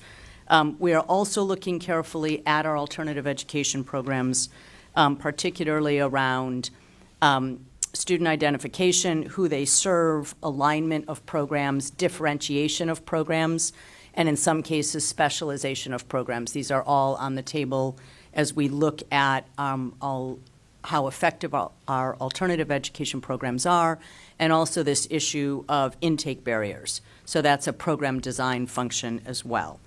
The other step toward beginning that deeper work with alternative education is that these programs are now incorporated into the BPS Office of Secondary Schools to keep them more closely aligned with the work of the district. So those are some of the early steps that are underway even as we reconstitute this work group and as we move through a couple of slides that my colleagues are going to share. I think one of the important slides lays out a series of recommendations which are a combination of those drawn directly from the report as well as BPS analysis and in terms of feasibility. And those are the ones that we will, and ideas generated from last year's work group. That is where this current work group will begin. So we will be starting with that, I think, pretty substantive work as a starting point, and again, focused on what are the things that we can move into action as early as this year, and what are the sequence of steps that will be required for some of the more profound challenges that need to be addressed. So with that, I will turn things over to Jan Manfredi. I will apologize in advance. I will stay here as long as I can, but have to be at another significant community forum this evening. So let's see how far we get. Thank you, Laura. As Superintendent Perrell mentioned, we're really approaching it from 2 angles, 2 separate prongs of the work.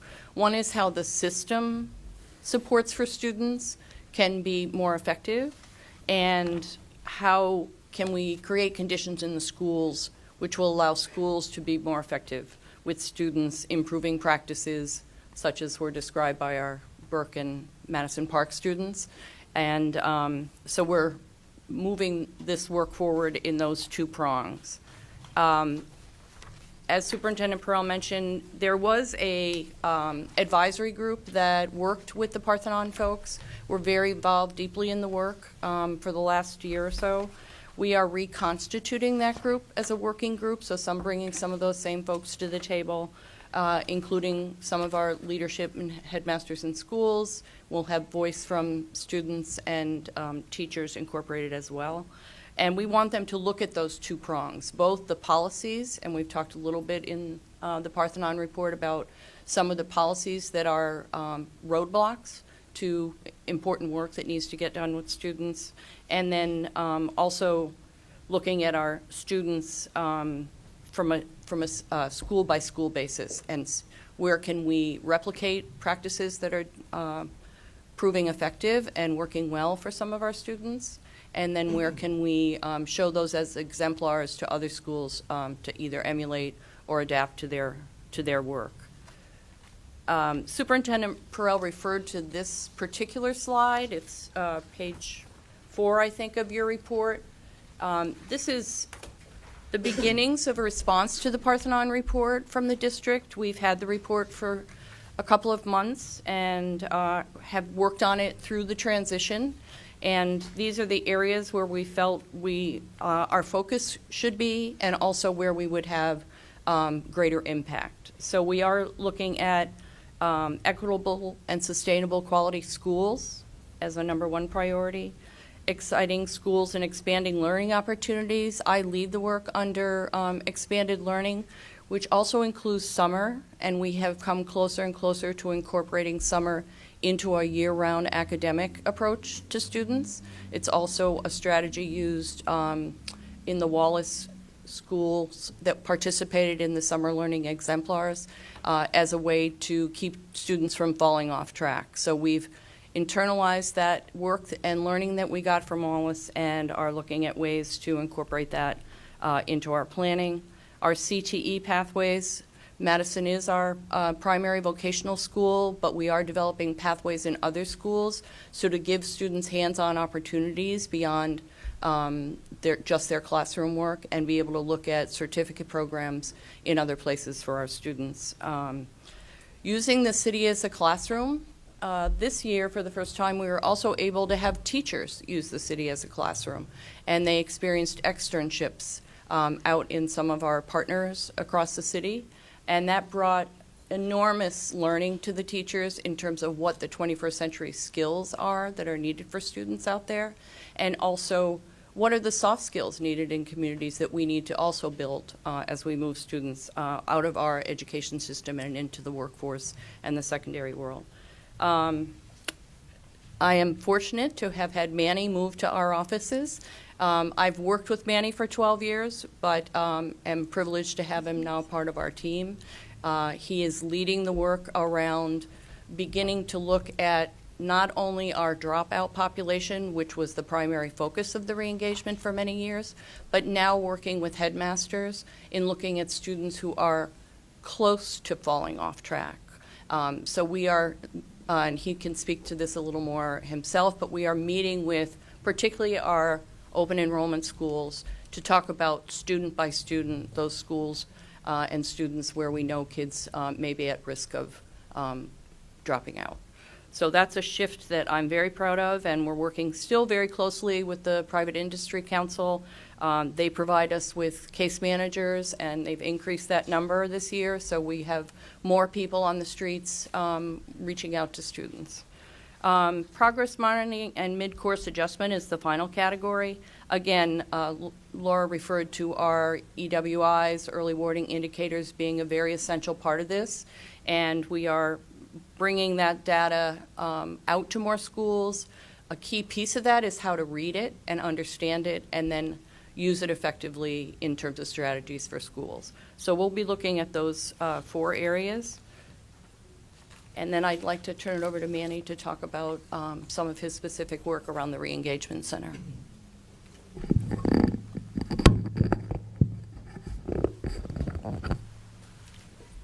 Okay, thank you, counselors, for having us.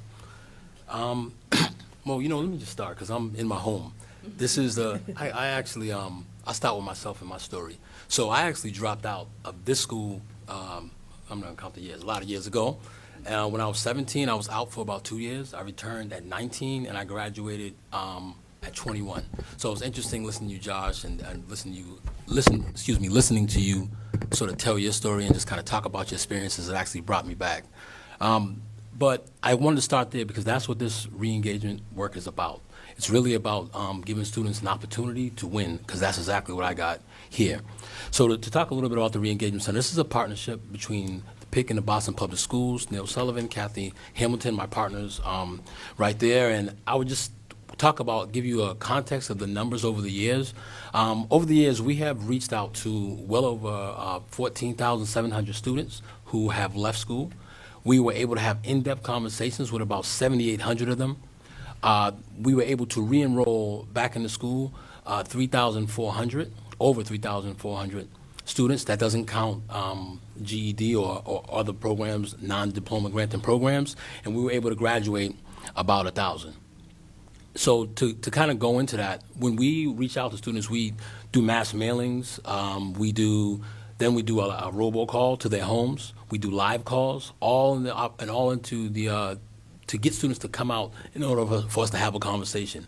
And this conversation, believe it or not, doesn't really start with school. It starts with life. Because most students are trying to figure out how to live, how to be independent, how to make sure that they have what they need. And so that's what we focus on. And then we sort of talk about how school, like what I learned is how school is helpful in order to achieve that.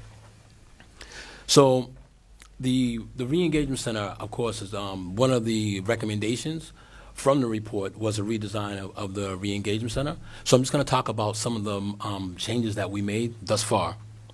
So it started off with conversations with the headmasters, really trying to strategize about what changes are needed, what they're seeing, and how we can connect our work seamlessly. The second piece is we added 2 case managers. This is really important because most of the time it's not just one meeting with students. You're meeting with students multiple times. There's a process they have to go through. It's not just picking schools. It's also an enrollment process which requires paperwork that sometimes students don't have access to.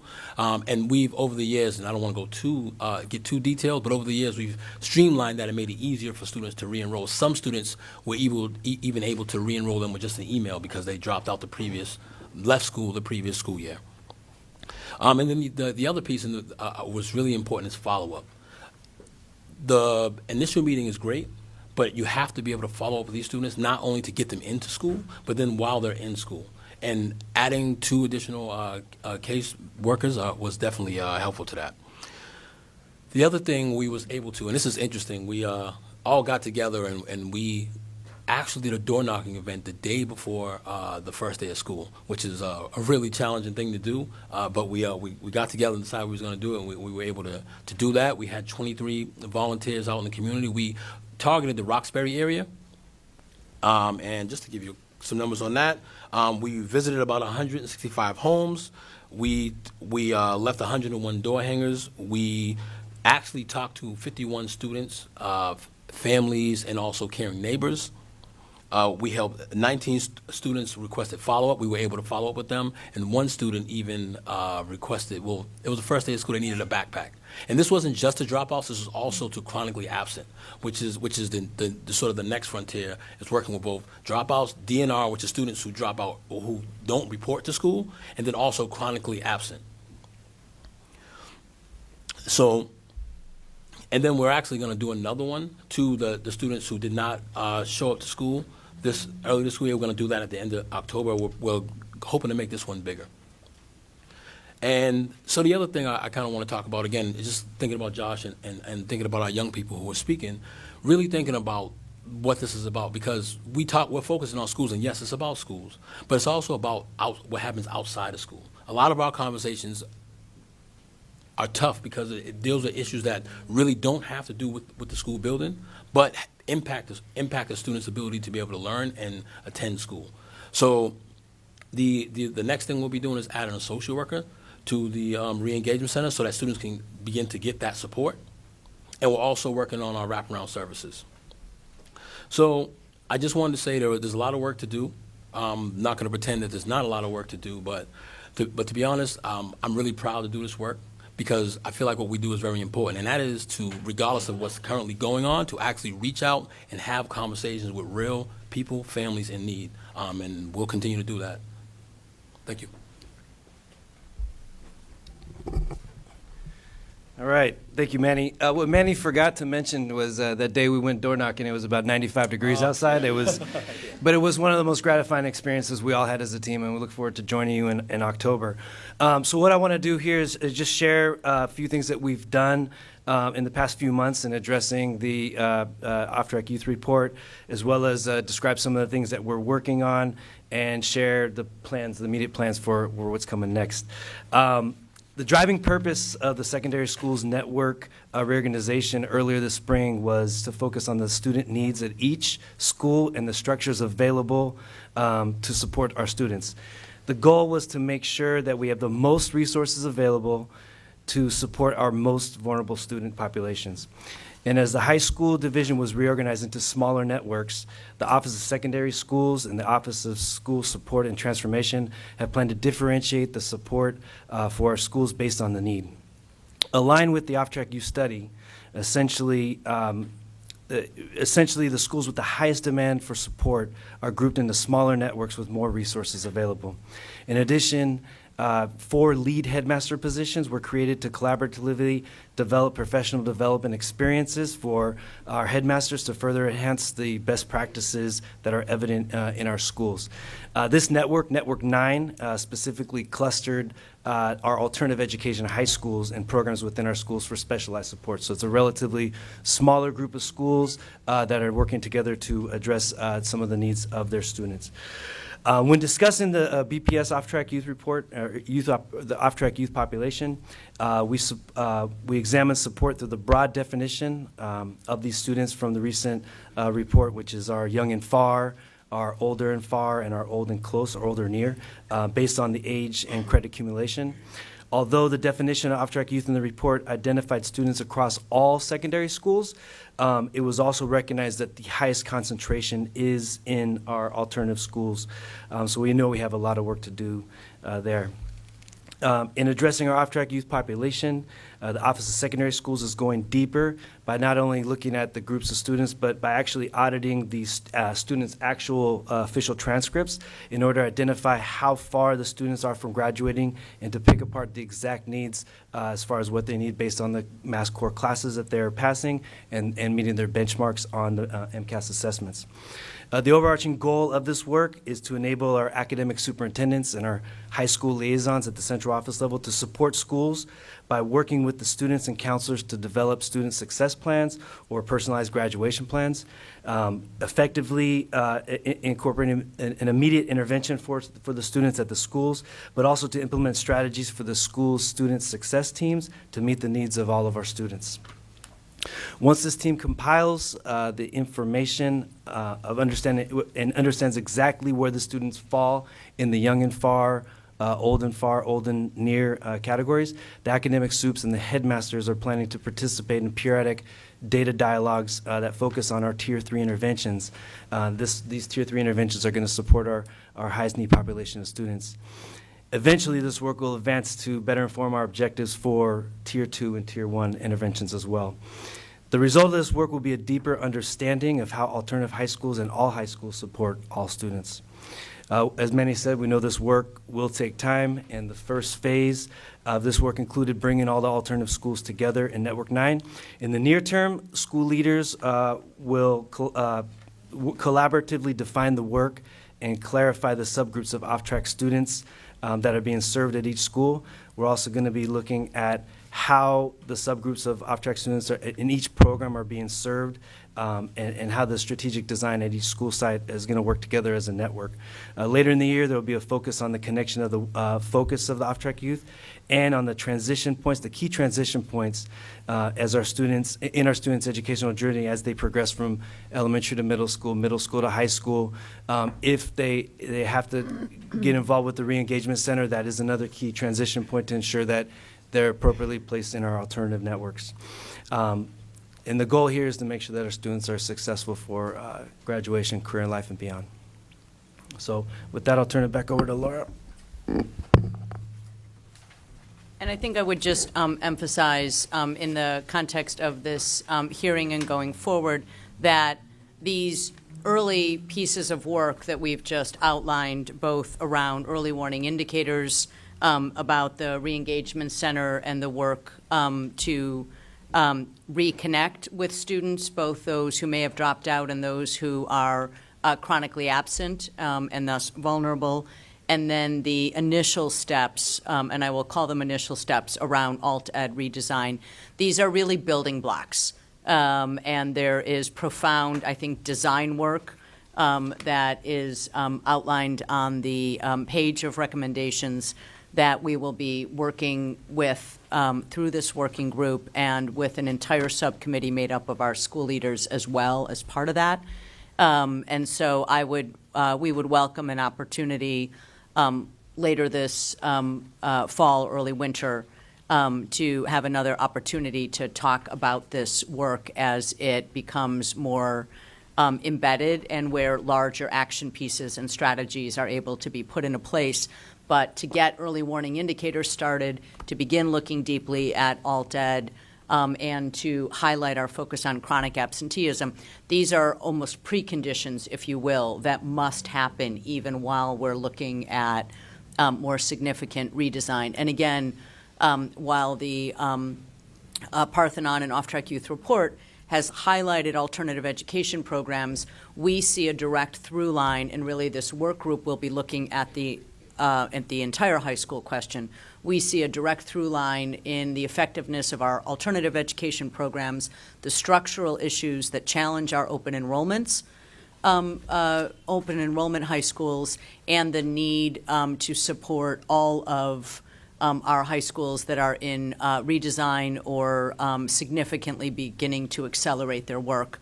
And I want to thank the many headmasters or the headmasters who are here today. I see Kevin right in front of me, but many others as well who are critical pieces of this work. But I think those are things we need to do even while we look at the more significant barriers.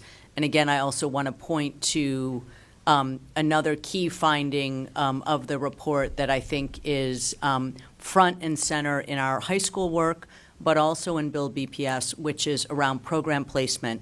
And that is an equity issue. It is a quality of service issue. It's an access issue. And how we equitably and viably place our programs, I think, is something that has to be a part of the Build BPS conversation, just as it is a part of our ongoing work. So I want to point to that as a fourth area that is under active review and discussion this fall. So I'm going to stop there, and we certainly are happy to answer questions, but also eager, like you, to hear from others, because this listening and learning is instructive to us as we continue and really dive more deeply into this redesign work. Thank you very much, all of you. Manny, especially, thank you for sharing your own personal story and how it informs your work that you're doing every day. And I'm really very interested in a few things. One, the door knocking. Us as elected officials spend a lot of time door knocking, so I hope that you will ask us to help, because I think we should be. We're pretty good at it, especially those of us that have won our races. It makes us pretty good at it. So please include us, especially in the October one. I happen to know that DNRs are due usually about the end of this week, maybe, for our schools. Why are we waiting till the end of October to go out and door knock again? I'm curious with the DNR, because I know schools are going to start kicking kids off of rolls this week. Well, the door knocking is just, that's sort of. Do you mind using the mic? Sorry. Thanks. The door knocking is the last part of it. Before that, we will again do another mailing, reach out, the same thing that we do during the summertime to students who have not returned to school. So that's the door knocking. We'll get who we have not reached. In our other Okay, methods. I get you. That's great. And then are you including the school communities in whether it's the door knocking or the phone call, the phone banking, or any of those activities? Absolutely. The first round of door knocking was actually central school staff. At first, that was the focus for that one. And I believe he was using us as guinea pigs for that first one.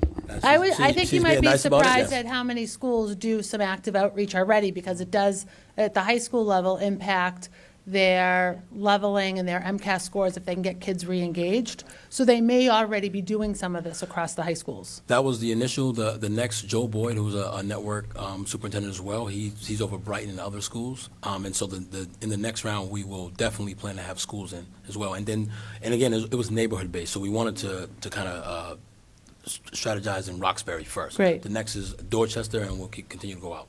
Great. And then I also wonder, especially if we're identifying youth that are at that 9th or 10th grade level, and they've maybe been disengaged for whatever reason, whether it's the high school community that knows the kid best, or maybe their middle school, that there might be some pre-existing relationships where we could bridge some communication. I think asking teachers and school staff to participate in that. I know just by coincidence this morning, one of my students I saw on Instagram, I had him in class, he's been graduated, he's in college, but we had this exchange on Instagram that was just a quick back and forth.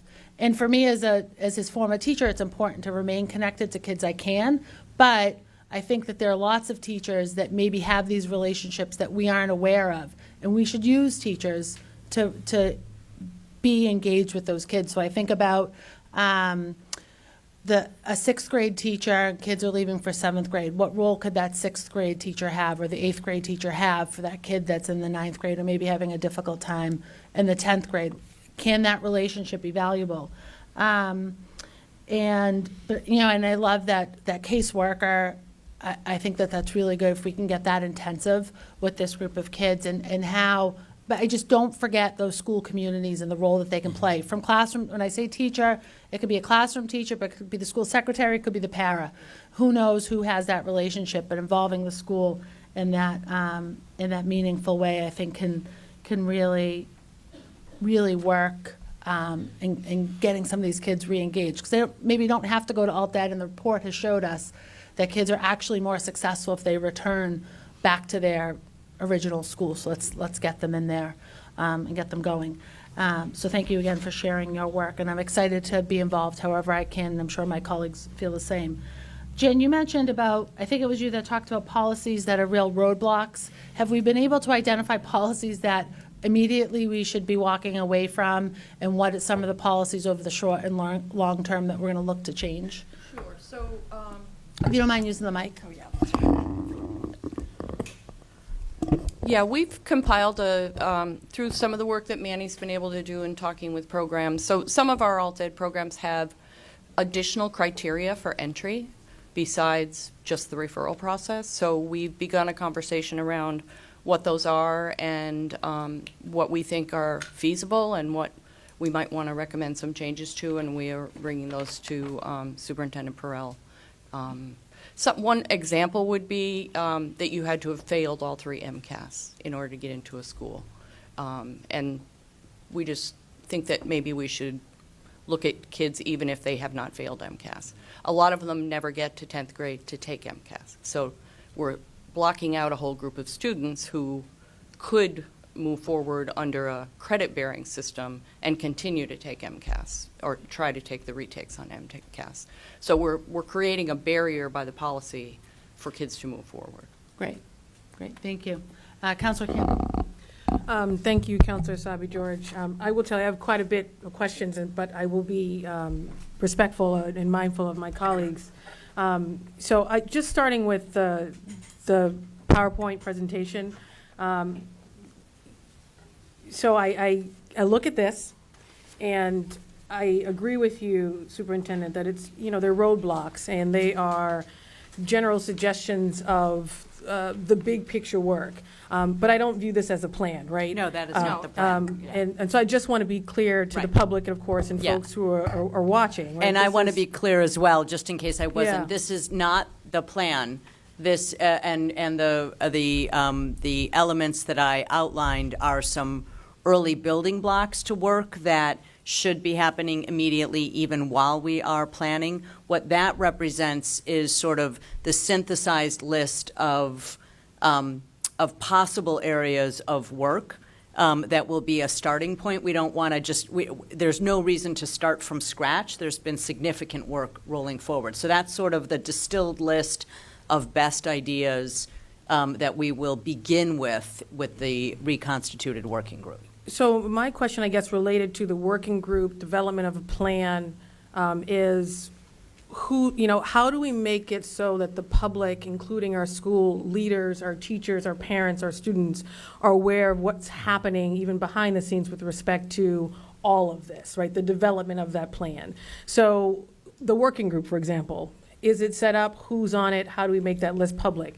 Will be- Timeline yep, around yep. the working group, timeline around getting to a place where it's an actual plan that I'm sure has to either go before the school committee, come to the council, that demonstrates the budgetary impacts, that includes not just these roadblocks, but other things you might consider that should go into that plan that connect with the Build BPS plan and so many others. So I think I'd like to understand what the response is in terms of a timeline to actually put a plan in place, not just to address, of course, the incredible work that you guys are doing, including Manny with respect to, and I see Neil, with respect to dropouts, but we're not just talking about dropout students, of course. We're also expanding that to include those who are almost at risk. Exactly. And then, of course, now expanding it to include this additional thousands of students who are, and I agree with Counselor Janey, who are behind where they should be. So now this has expanded the pie of students that we have to deal with, right? That we have to now make incredible changes both in the immediate and the long term. So what's our timeline to come up with a plan that addresses that, and where the folks in the audience, the counselors, can engage with that plan, engage with you as we're going through the plan? Yep. So I think it would be premature for me to give you a concrete timeline right now because we are just convening the work group as we speak, but I can say we will share that membership. We will also share strategies that we will be drawing in additional input, but initially there is some deep work that needs to happen inside of BPS, even with this existing list, to figure out which of these, for example, would require policy changes, which can be done, which can be implemented without policy changes, and in what sequence, and, what's a pilot and what's a major shift. So we can come back to you with that. What I will say about the, in addition to the internal BPS work group, there will be a school leader subcommittee. We had more than a dozen headmasters volunteer in our late August Advanced Leadership Institute, so they will be a core of who we're bringing together. But as we finalize that list, we'll be happy to share that back with you, and then as soon as possible, get a sense of the timeline. And please do not take my questions as sort of an attack on you guys. Obviously, there's a sense of urgency, and one of my points of frustration in being in government is how slow we are typically to move to get things done, Right. and to resolve plaguing issues. I know we have the expertise, the wherewithal. If we don't have it within the system, we have it externally with people in this audience, people in community. So whether it's a plan for these students, whether it's a plan related to Build BPS, Madison Park, we were just at Madison Park. I think there's a sense of frustration about either if a plan does exist, what's happening with it. So we're waiting on Build BPS. People want to know where is that, what's happening. And then you add these other layers of knowing we need more plans to address the very issues that we're talking about today, which is these thousands of students, in addition to, of course, folks who are dropping out or on the verge of dropping out. So it's really helpful to us to have these plans, of course, in place, but also for them to be a plan that is visible and that we can actually attach timelines to, so that we can hold not just you guys accountable, but hold ourselves accountable with respect to that plan. So I would love to hear sooner than later what our plan is with respect to developing a plan for this particular issue. Yep. And then my last set of questions before I turn it over and I can come back, have to just sort of do with this, the Alternative Ed Reengagement Center. We often sometimes use those terms, I think, interchangeably. Alternative ed, people think sometimes of that is what the Reengagement Center does. So can you just give a sense of how many alternative ed programs exist? Where are they? Pull that apart for people, including those who are viewing this and have no idea what we're talking about. Yep. I think we did talk a lot about the Reengagement Center, but what does it also mean in terms of, or how does it connect to the alternative ed programs that we have as well? So I'm going to turn things over to Tommy in a moment about the alternative ed programs. But just to go back to the plan and the timeline, I think one of the things I also share your sense of urgency, and I think many of us in the room here do. That's why I want to be very clear that a plan is not a proxy for inaction while students are in our buildings. So while deep planning on some of the big moves does need to happen collaboratively, there's a lot of foundational work that has been done, and I think it will hopefully move relatively quickly in terms of what can we operationalize in what sequence. So we will get back to you on that.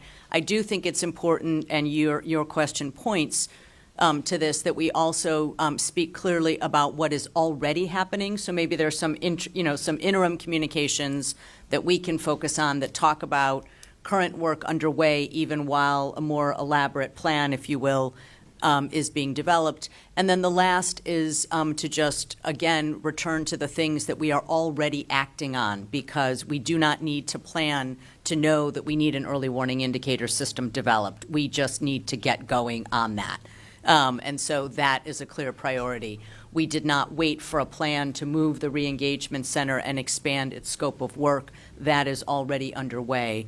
And while the alternative education redesign work needs to happen, the foundational moves of pulling it back into a network under the secondary office, that has already happened this summer and was rolled out this fall. So No, I agree with you. I certain think things it are is- happening in order to set us up to do No, I the more absolutely agree advanced with you, work. Superintendent. But I think if I'm sitting out there, or actually even on the 5th floor at the City Council, Yep. I want to be able to see and look at a plan that says, we're moving the Reengagement Center somewhere by this date. We're doing this, we're rolling out an early indicator system across the entire school, all 126 schools by this date, and that fits into the plan in this way, and then this fits into the plan with respect to this. Got it. And I do think we are doing some of that work, and that is happening. So how do we actually put that into a place where everyone can look at that happening at the same time and know where it fits in? Yep. And also allows us to say, hey, we didn't get to this part of the plan by October 30th. We have to do better. And we don't know that if it's just happening behind the scenes and not in a more transparent way. So I know that's your goal, and I appreciate it. Okay. And then on the alt ed programs, we will, I'll turn this over to Tommy, except to say that we have a number of alternative education school models that many of us historically might have thought of as schools, and then we have a cluster of subcontracted programs with community partners that I think are less well-known. And what is happening now is that all of those are being pulled into the secondary network that Tommy is leading. Thank you. Yeah, thank you. Just to summarize, we have about 10 programs or schools, and one of the work streams that we're focusing on right now is clearly identifying what the schools are specializing in. And the students that they're serving. Part of this work is clearly communicating not only with our team at the rec, but also the academic counselors and the principals at some of our traditional schools, our selective schools across the city. So when you have a student and you've exhausted all the interventions that you have at your own school, you could clearly say, okay, I need to reach out to Manny. Here's a student that may be a great candidate for one of these two programs, but you know exactly how that program is going to help out those students. Just to highlight a couple, the Greater Eggleston is a program that we have in Eggleston Square. It's focusing specifically on our young and far population, so they're really trying to create this niche market of the students who maybe are 9 retained or on the younger end of the spectrum, or even students that we know are off track in the 8th grade year. So we know that they're coming in targeting specifically what do those students need, thinking about work-based experiences at an early age. We have our community academy, which really works with a small group of our cohort-involved youth as well as old and far. It's a very small program with a great deal of supports. It's also in the Jamaica Plain, Roxbury area. BDA, Boston Day and Evening Academy. This is our only program that services students beyond the age of 21. Normally after a student turns 22, we have to think of other alternatives, options for them in the Boston Adult School or other GED type programs. But Boston Day and Evening Academy, they're a Horseman Charter School. They have a special arrangement with the state so they can serve students until the age of 22. They're a competency-based program, so they have rolling graduations 3 or 4 times a year. Boston Adult Technical Academy, BATA. That program services our older and far students, really targeting about 80% of their students are English learners of all languages. That's kind of their bread and butter, even though they do support other students as well. The Boston Collaborative High School is one school that supports 6 different programs, and programs meaning partnership programs from some of our external support providers. They do have 3 programs kind of in-house, one of them being the program for young parents and expecting teens at St. Mary's. Very small population, but it's a program designed for life skills as well as their graduation requirements. Ostagai High School right downtown is for our recovering youth, drugs, alcohol. It is a regional high school, so we do have students from outside of BPS, but we do have a population of BPS. About half the students are at BPS, from BPS schools. EDCO is another one of those contracted. I was just there today. They're really they just got relocated to the Edwards. They're focusing on our older and far students. So we have a collection of schools. Long story short, what we're trying to do is really make it clear as far as communicating what we serve. So when people have students that they could come to Manny and they said, I've tried this, and that, or students that have already dropped out, and we could go back to the school that they were just at, and we can engage with their counselors and clearly understand the key triggers or the key factors that, number one, worked as far as intervention, but also what didn't work, so we could design a clear program and an assignment for them. I just have 2 questions before I turn it over, and they're connected. If a student is seeking a different school experience, how do they go about sort of finding that alternative school or different program? What's sort of the process? And then who is responsible for sort of matching that student once they do find that option to that new alternative program? So I think that's where the Reengagement Center comes in. So a student will come in and meet with us. So first of all, for students currently enrolled, we already have a conversation with their school. That way we know that the school's on board, the parents on board, and the students on board before we work with the students. So that's first. And then part of our conversation is to parse that all out, because many times students don't take in consideration the outside things that are going on with them as well that may prevent them from going to a particular school. That might be location, they may be working, parenting, like these things. So we literally have a conversation about their life, about not only what's going on in their life, but also their goals. And then we figure out a school, and then we help walk them through the enrollment process, because each school has its own interview enrollment process. So we sort of walk through that. In some schools, we literally go with them to the interviews, and as we gain staff, the hope is that we sort of have a warm handoff, is what we call it, to these programs, because we find that when students have that warm handoff, they're more likely to start right. If I can give a break. And Manny mentioned the fit. I think that's a part of the secret sauce of getting our kids back into schools. And it's not saying like we just have one program that's perfect for you. Maybe we have a program that's really good for you on this side of the city versus on this side of the city. So the fit, meaning both for the student, what program is offered, and also for the parents. And I think once you hit those 3 things, I think we'll have a higher success rate of getting kids back engaged. I also want to just mention that at the same time we are working with schools to look at their own internal interventions, because as the Parthenon study has pointed out, those kids are more successful if they remain in their school than if they go out to an alternative program. So helping with Manny and our social, emotional, and wellness departments, trying to look at other supports that can be put in place when the student's still in the home school. So that's another sort of prong of the work before we recommend somebody move out to an alternative program. Do we know why that's happening? We have Why they're not doing as well? Like, they're leaving their original school to go to an alternative school, and they're sometimes they would have done better if they probably stayed in the original school. Do we know why that's happening while they're doing worse in some of our alternative programs? Well, you've removed them from a support system, whether that was strong or weak. It is what it is, and they have relationships in those schools with teachers, as we've heard from kids. And if you're taking them out of that, and that's, there's not a formula for this, but having taught and been an administrator in schools, I know that those relationships, as we heard, are important to students. So then having removed them, they have to build that all over again in an alternative program where it's a different setting. They may have to travel farther.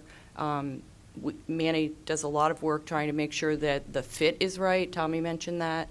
A lot of students may think they want to go to a particular program, but if you dig deeper with them, that's not necessarily the right alignment. Counselor Janey. Thank you so much, and thank you for being here and for your work. I'm sorry the superintendent had to leave. I guess, and I'll try to be brief because I really want to hear from folks if they want to testify.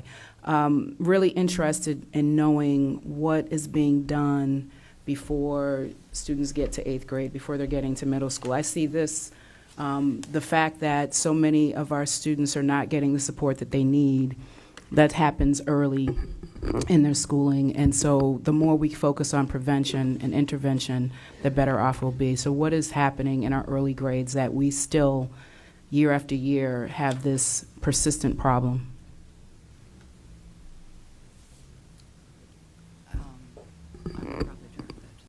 Right. So my area of expertise is high school, I would say. But what I do notice is attendance in middle school is a big predictor. So when I look back, and then sometimes we look at MCAS scores, many of our students have passed MCAS. I should acknowledge that. I should say that many of the students who have left school or are struggling in school have passed 2 out of the 3 MCAS, in some cases all 3. So we're largely not dealing with an academic issue. But what I do notice from some of our students who come in, and I'm looking at Kevin Brill, the headmaster over there who works with a lot of these students, what I do notice is attendance usually missing a lot of school in middle school, and then they end up getting over age, and then they kind of start high school behind the 8 ball. So I can't really necessarily jump into what happens in the school buildings at the 8th grade, but I do notice those things. as And I I go appreciate along, so. that. And that's the same, those are the same indicators that we heard 10 years ago in a report. So I guess, one question is, what is going to be different now? This is not the first time we've had this conversation. It's not the first time we've talked about tardiness. We've talked about absenteeism. We've talked about students being over age. We've talked about, middle school being able to point this out on who was on track to drop out of our schools. So what is going to be different this time? What are we proposing that is different here? And as folks have already acknowledged, this is not a plan. And I would like to see, in addition to just building on what Councilor Campbell said, in addition to folks being aware about the development of a plan, I want people to participate. So what I heard from our young people here was that they were partners in their own education, that their parents were involved, they had relationships and connections with teachers who cared about them, and their administration was there for them. And to me, those 4 elements are very important if we're talking about doing anything in terms of making change for the better in our schools, making sure that there's partnership between students, parents, teachers, and administrators. So I would like to see them part of the development of a plan, but back to the question, this plan, build PPS plan, the implementation plan for opportunity and achievement gaps, the strategy plan. Strategic implementation. I mean, there's plan after plan after plan. So I guess how is this going to be different? Because again, this is not new. I think Dr. Muncie's going to come up. Sure, thank you.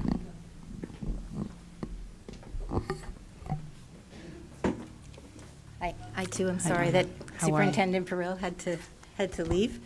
Let me just start with the first question about the middle school and coming into high school already off track. So as you know, and actually there's a very strong intersection point with Bill BPS and the number of grade configurations we have and the many changes that have occurred to how we structure our schools that have created some opportunity areas and some places where opportunity may be lessened as a result. So one of the things we can see is that, and it's also part of our study of enrollment and assignment, is that over the past 5-7 years, there's been a marked decrease in the enrollment in our 6, 7, 8 schools. That model, just in general, nationally, there's a tremendous amount of evidence, research evidence to suggest that model isn't really well aligned for the most part. This is not, I'm not trying to take a crack at any one school or any type of school, but that model isn't necessarily aligned with building a support system around our most vulnerable students at the point where they enter early adolescence. And so if they're coming out of elementary school well prepared to do middle school work, there's generally a smoother transition. And in a lot of places, there's a K-8 setting where that whole kind of nurturing occurs and the student remains in one place.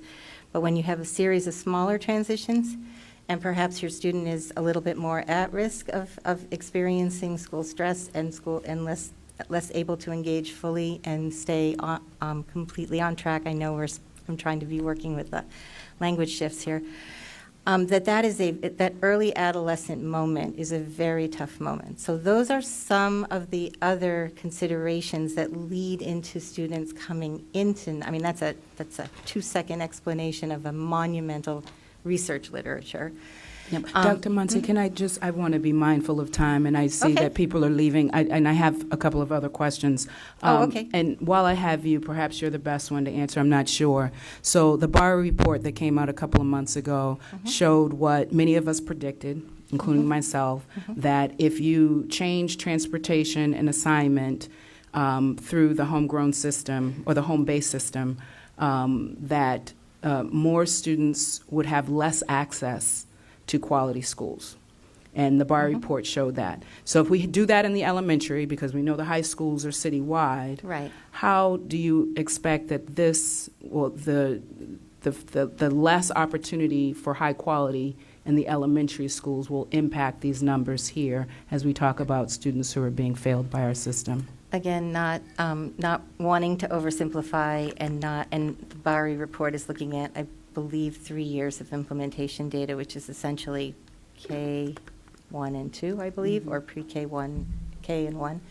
So that research is also providing more support to some extent for what I'm saying, which is that we need all of our schools. Obviously, we need every one of our schools to be a robust educational learning center for all children. Yeah, I think we all agree on that. They're not all there at the moment, and so what we need to make certain that happens through all the plans you were describing is that we are coming at all fronts on improving the quality of our educational services, the access students have to those, and our ability to provide instructional and socio-emotional and other types of supports to our most vulnerable students when they begin to show evidence that they need them, not when they perhaps get to a grade where it's a part of the way we think about the problems. Do students experience those stress, the trauma, all those questions you were all asking earlier for different reasons at different points in time?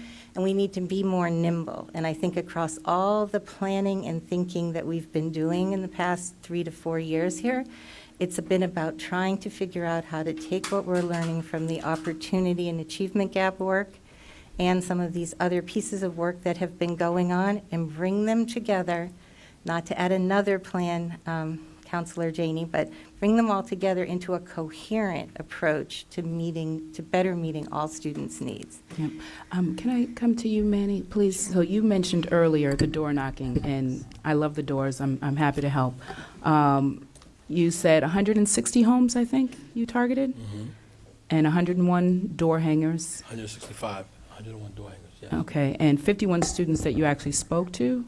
And what were some of the things that you heard back from students in those conversations? There were a number of things. So, and I'll let Tommy go jump in on it. But so lots of things. So first off, and there's distinct groups of students, right? So first we got the chronically absent, which range all ages. We even had some students, like one student who was 6. On the list, that's another story. But the bottom line is, so in some senses you're talking to the parent, in some senses you're talking to the student, and sometimes you're talking to a neighbor. So when it comes to parents of chronically absent, a lot of them were excited that we were getting out, that they were even getting support, that there was someone who even cared, and we cared enough to kind of do this with some. Others were, for dropouts, lots of times the information changes very, very, very, very quick. Anyone who does work with young people know that cell phone numbers and addresses, they change really quick. So the neighbors are very, very happy to be supportive and to give you that additional number. And a few of those 19, the 19 that we followed up with, were through neighbors who knew where they were. And what things did people share, the young people in particular? Was it that they had to work? Was it that there was some other challenge? Like what? I mean, I know that just from sharing out afterwards, several examples of people having to work or doing other things that impacted that would prevent them from going to school. But there are a couple that I ran into during my visits where this one young man passed all his MCAS. He was just a couple of classes away, but he was battling depression. He something happened in school. I was talking to his aunt. He doesn't want to leave the house. He gained a whole bunch of weight, and he's like, I just don't want to leave the house. And he didn't realize that we had different options for him that didn't require him to go back to it. And he was in a citywide school. He was at a school that you would think of as a pretty high-end school. He was this close away and didn't realize that there was an option to get him there in probably less than a semester based on some of the programs that we have. Did you get him back? Yeah, well, I don't know if he came back. I know we referred him. I know there was a personal call the very next day. I should follow up on that, but he was a really sweet kid. Another one that I ran into, the young man was like, yeah, you know, a couple of my friends dropped out, and he was also very close. He was missing one MCAS and maybe just 5 classes. But he also not knowing that there was options out there outside of the school that he was at, just, you know, kind of doing the thing with his friends and not realizing how close. We had like a mini counseling session right there. I was like, look, here are all the math core classes, here are the tests. You are this close. And just kind of that, like, I'm 19 years old and I could come back and finish by December. I was like, yeah, you can. So I think that that personal touch, I know that you had mentioned earlier, the words that you heard were community, connection, positive environment. Those resonated with me as a school leader when I was a middle school and high school principal. I used to love starting my meetings off with, like, students, I love you, I support you. I think that really we need to figure out how to get that and translate it into a language where kids who are this close or kids who are way far off actually understand people are there to support them, and we're here to take care of them. We're here to get them to that finish line. So, like I said, it was a powerful experience for me because I haven't done that for a couple of years, and it brought me back. It made me feel good to be back on the streets. So, Well, as I said, I'm certainly happy to help. Of the 160 homes that you targeted through the door knocking, how many young people are back? Because I assume you know that information, or you're tracking that information. Well, there was 19 that requested follow-up. I know that there's 5 that we directly connected, and I'd have to get back to you on the other ones, but I did with 5. I know one was one of the young ladies on the list also had a sister who was having some challenges as well. We was able to reconnect both of them. So that's one, and that's 2 of the 5. Thank you. So I'm going to yield my time because I know there are other questions that you guys may have or testimony. I have more questions. Thank you. Just to follow up on the alt ed piece. So obviously not every off-track student needs a placement in an alternative ed setting, but the report did demonstrate that we have, I think 1,200 seats, but with over 3,000, right, who might possibly look to the alternative space. So what's the district's plan in terms of expanding the capacity of these programs? And the sort of the options of these alternative programs to meet the needs of these students? Well, I'll start by saying this, because this is one thing we didn't mention. So when I first started doing this work, the list of students who had dropped out of school was about 2,000. 2,000 students on that list. So when I look at my last round of outreach, it's about 700. So we were able to lower the dropout rate. So the dropout rate lowered. So we don't talk about that a lot, and I know every year the kids are important, the students are important, so we focus on that. But when we look at it in terms of the 12 years I've been doing this work, what we dealt with before was we had alternative schools that had long waiting lists because you had so many different students with all with different demographics all outside of school. And so now what we're dealing with, where we have lowered the dropout rate, is that we're dealing with students who may have some higher needs and combinations of things, where they may be homeless, they may be parenting, they may have IEPs or SPED capacity. So, and so what's happening is we have seats, but not all the seats can work for the students that are actually out there, and which is the reason why we're all here and why we're doing this work. And that's part of it. So I'll speak to my part of it from what I'm seeing from my work, and I'll let everyone else comment. I think it's important to note that our schools do have support structures in place. Our citywide schools, our higher performing schools, our admissions based schools, that we need to really look at the practices and the programs we have within the school. There are 2 schools that I'm thinking of right now at Excel and Charlestown High School. They actually have alternative programs within their own buildings. So just my experience as a school leader, I'd work with my principals in the local area, and I'd say, look, we're going to handle our student population the best we can. It's not just like passing them off to an alternative network. We're going to exhaust all the resources we have until we make a decision where it's like, okay, there's nothing else we could possibly do within our own context, and then we find appropriate placement. I think that one of the goals of this work is not only, we mentioned EWI, Early Warning Indicator System, getting the information into the hands of our school leaders as fast as we can so they can basically intervene and provide the proper interventions to our students as fast as we can. You mentioned the middle school to high school transition. A lot of times our students come with rich information, but it's not always transferred as fast as they can to the next school that's going to be serving the students. So thinking about how we can get accurate information within the systems and support that we have that we already have existing, but then thinking about how we get the interventions in place for the students at a very early stage in their high school career. If a student is chronically absent for 5th and 6th and 7th and 8th grade, we could easily look back and say, look, at the student missed 150 days in the last 4 years of school. By the time they come to 9th grade, that might be a red flag for the attendance counselor or somebody on that team to say, look, we need to talk to Manny, who has demonstrated very poor attendance, which after 2 or 3 years, it's going to, by definition, he's going to miss X amount of days, which is going to put him back. So really thinking about the resources we have, getting them information to our school leaders and our leadership teams as fast as we can so they can act and provide intervention. I mean, just for the that's sake of appropriate. time, because I just have a few more questions related to enrollment and accountability that I think are important for people to know, but there still sounds like so my question was, what's the plan to expand the capacity and the type of alternative ed programs that are available to our students? So there still is a gap between those students that you're speaking of, Manny, that are seeking something that we currently either don't have, haven't created, or isn't available. So there's a gap. So I don't know that plan exists, or maybe this is what will go into the coming plan, but I want to highlight it because it's important for this subset of students that we're talking about. So we have a school, Excel, that has a program inside of it right now that is in its 2nd year of existence, and it is there specifically to work with Excel students who are sort of, they're near graduation, whether they're old or they're young and near, but they've been experiencing stress inside of Excel. The two pieces are both part of Excel, but the students transition over into that Excel on-site alt-ed program.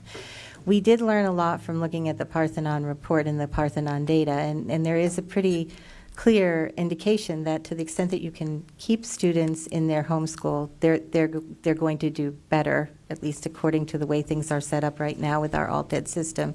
So we're looking at different ways to work on this. It will be part of the plan that Superintendent Peril was talking about, concretely in more detail what will happen. But some of our work is aimed at providing stronger alternative education support inside our open enrollment high schools. Many of our schools have a program, and some of them have the same issues that going to another school have. If you go into that program at some point in the middle of a semester, you can't transition back until a certain point in time. So we need to reduce barriers with the existing programs. We need to check outcomes with the existing programs. And we need to take some of the national models that are out there for how this type of thing works and pilot them in some of our schools to expand seats, not just in new programming somewhere else, but inside of the school for those students for whom that's appropriate.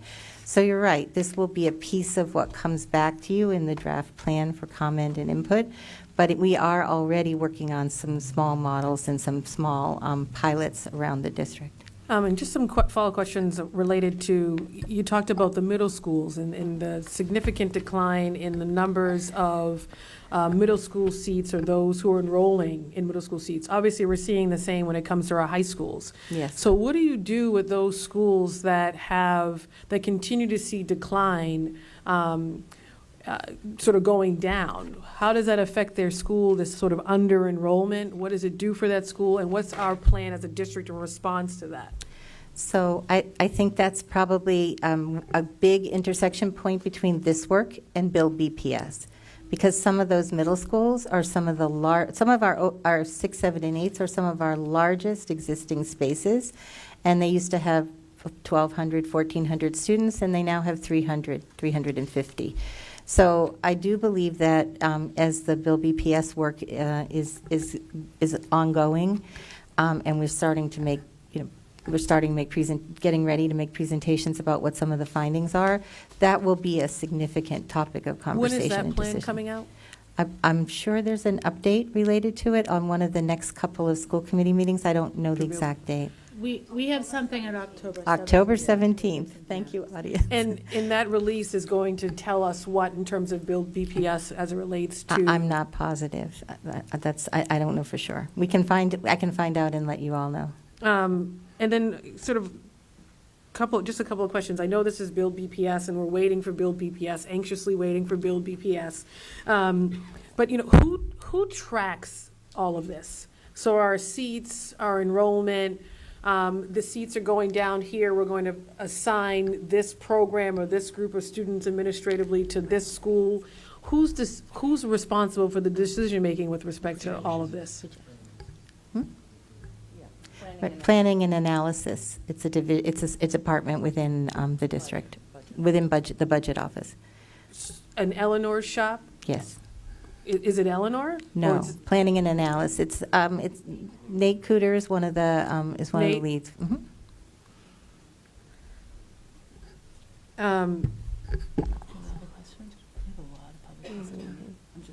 I don't mind. Just gonna be here.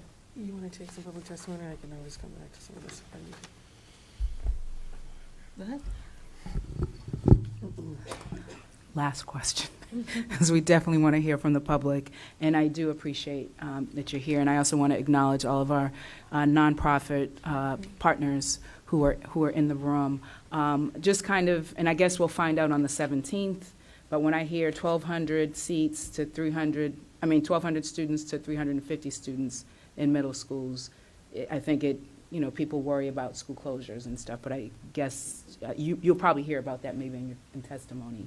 Is that something that people are looking at, mergers, closures, consolidations, or we'll have to wait till the 17th? I'm not actually. I appreciate that. No worries. Well, just to piggyback on that, I mean, obviously it shows up in the middle schools, but it shows up in our high schools, right? So if it is not a closure, if it's not a consolidation, what does that mean? To have a school, for example, that it has a group of students that are one, they've maximized all of their round one to get into this school, and now they have people waiting to get in. Then you have another school over here that either people aren't choosing, and most of those some are open enrollments, but are being administratively assigned to. What does that do in terms of the resources for that school, the programming at that school? What impact does that have, regardless of what we decide to do with that school? What impact does that have on that school? And how do we sustain that school financially, if that's the case? So one of the conversations that the Parthenon people alluded to, but we didn't go into detail about, had to do with concentration of need and the impact on both performance and also the requirement for funding. So I feel like that's a very important topic for us to delve into at a later time when there's more time for us to have that conversation and we can amass the information that we're beginning to compile and talk it through. And then I guess one follow-up But to concentration inform of that. need is a very important. So so outside of the question I just asked, which was just the reduction of numbers, right? Mhm. That gap. Then you know that for some open enrollment schools, the folks that need the most are being concentrated in certain schools that also need the most because either they're under-enrolled, or in addition to being under-enrolled, they have students that are desperately in need, whether it's English language would agree. learners, those administratively assigned because they just got here. They are behind in some way, but they still are being assigned to these schools versus the ones that are filled to capacity. Someone's deciding to put those students here versus, say, at Latin school or anywhere else. So I think having that pulled apart a little bit in this plan or part of the conversation, I think is really important for the public, for families to have a deeper sense of enrollment, Yes. a deeper sense of their choice when it comes to our school process. People may be choosing schools, putting 1, 2, and 3, but not getting those schools, right? Right. or they may be administratively signed, hoping to get a transfer, and we know that's not happening. So what effect is that having on this idea that we say we have a system that is designed around choice? So I look forward to continuing conversations. I really appreciate you guys being here and the work you do, including the pieces that you are doing that many people may not know about, but how do we incorporate it in a way that people do know, and then also demonstrate that we have more work to do. So thank you, and thank you, Councilor Essaibi-George. So now we'll open up to public testimony. You guys are welcome to return to the audience. We have first on the list, Betta.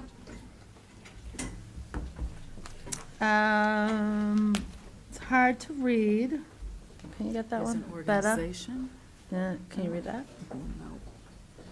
Key Steps, maybe, is the program? Yep. Is it Betta?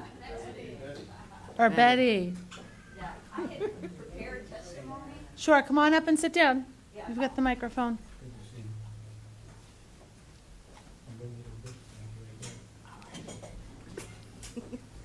Thank you. If you would just introduce yourself for the record and the organization. Hi, I'm Betty Bolke-O'Gara, and I'm Executive Director of an agency called Key Steps, which is co-located at open enrollment high schools in the Boston Public Schools.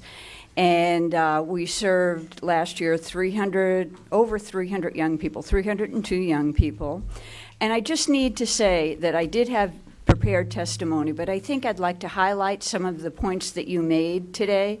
One, Kim, we work with young people who are generally over age and undercredited, young parents, newcomers to the country, and other young people who are special needs who need extra supports. And Kim, or Counselor Janey, you underscored the need for trauma services, and I certainly concur with you 100%. Counselor George, you underscored what, in my opinion, was the need for the community opportunity at school, and that to me indicates mainstreaming of all of our young people.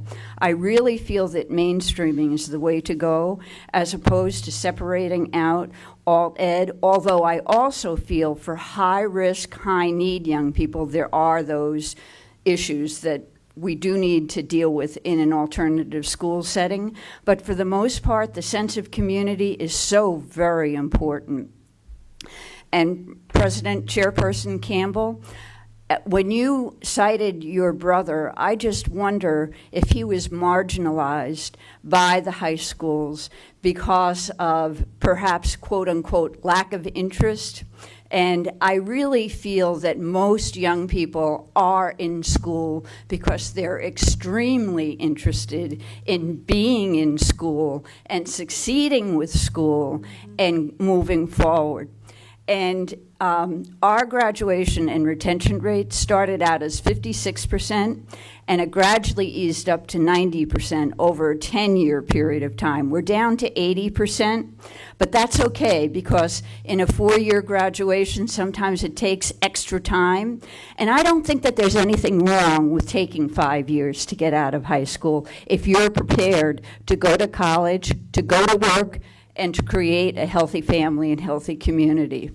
So, in summary, I would like to underscore the comments that you made as very important questions that this plan and any other plan that has to do with keeping young people in school, not keeping, but making sure that they're invested in school, their parents are invested in school, and their teachers are invested in them. The last part is, and Donna touched upon it a little bit, but when you get a young person in the middle of the school year to come back to school, she or he's going to get the teachers that are most probably very young teachers, perhaps need a little bit more esprit de corps in terms of identifying with young people and so on and engaging them. And I think we also have to look at training for our new young teachers because we have a 40% turnover in staff, and we have to pay attention to that. And we have to pay attention to engagement and connection.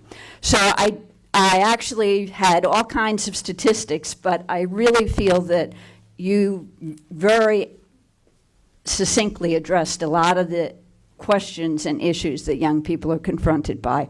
We've been around since 1978, and we are co-located at our high schools, which means we provide full-time services in the high schools to make sure that the young people engage with the teachers and engage with the system. And it's a lot of social and emotional work, and we're all master's level counselors. So thank you. Thank you. If you'd like to And thank you share, for your support. if you have your written testimony that you'd still like to submit, It's we'll very take that. different than what I had planned to say. We can, but we'll take it. I will. Thank you. Thank you. Next, we have Linda Freeman.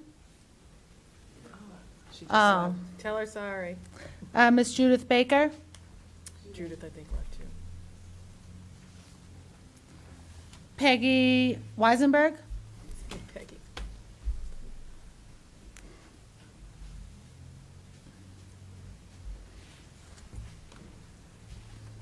I'll be brief. One, I want to thank Neil Sullivan, Kathy Hamilton, and Betty O'Gara, who've been doing this work for over 30 years, since my kids were in school with their kids.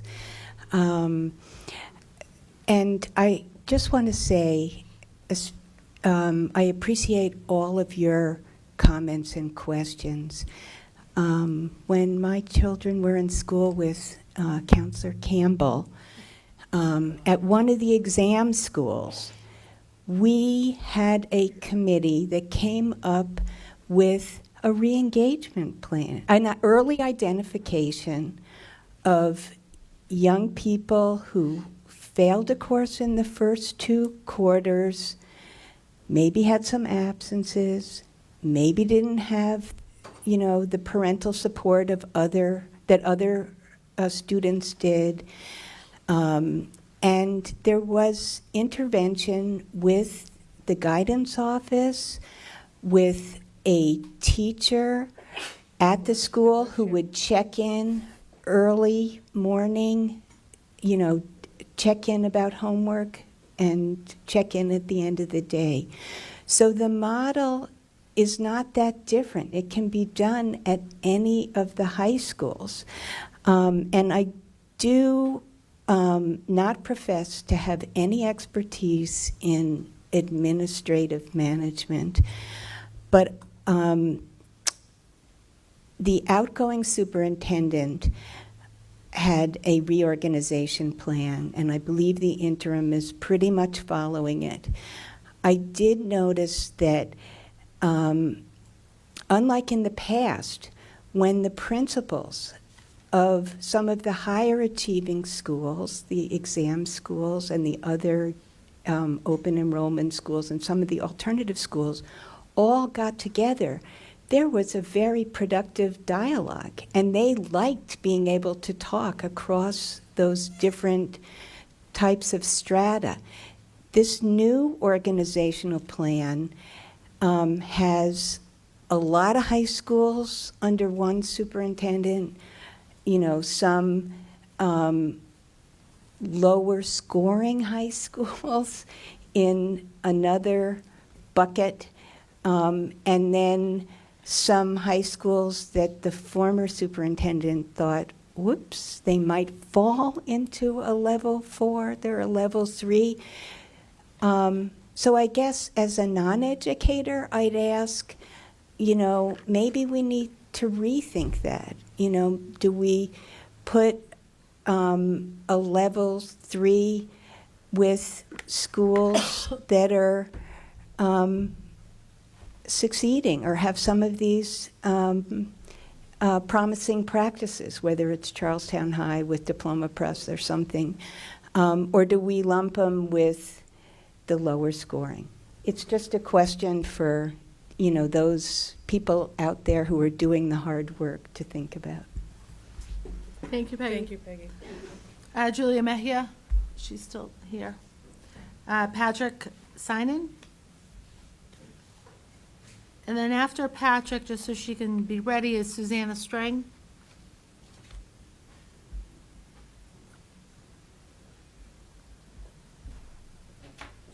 Thank you.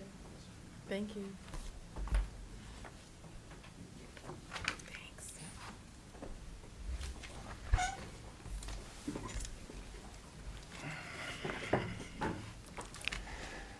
Good afternoon, City Councilors. My name is Patrick Synan, and I teach science at East Boston High School. Oh, yay! Hello.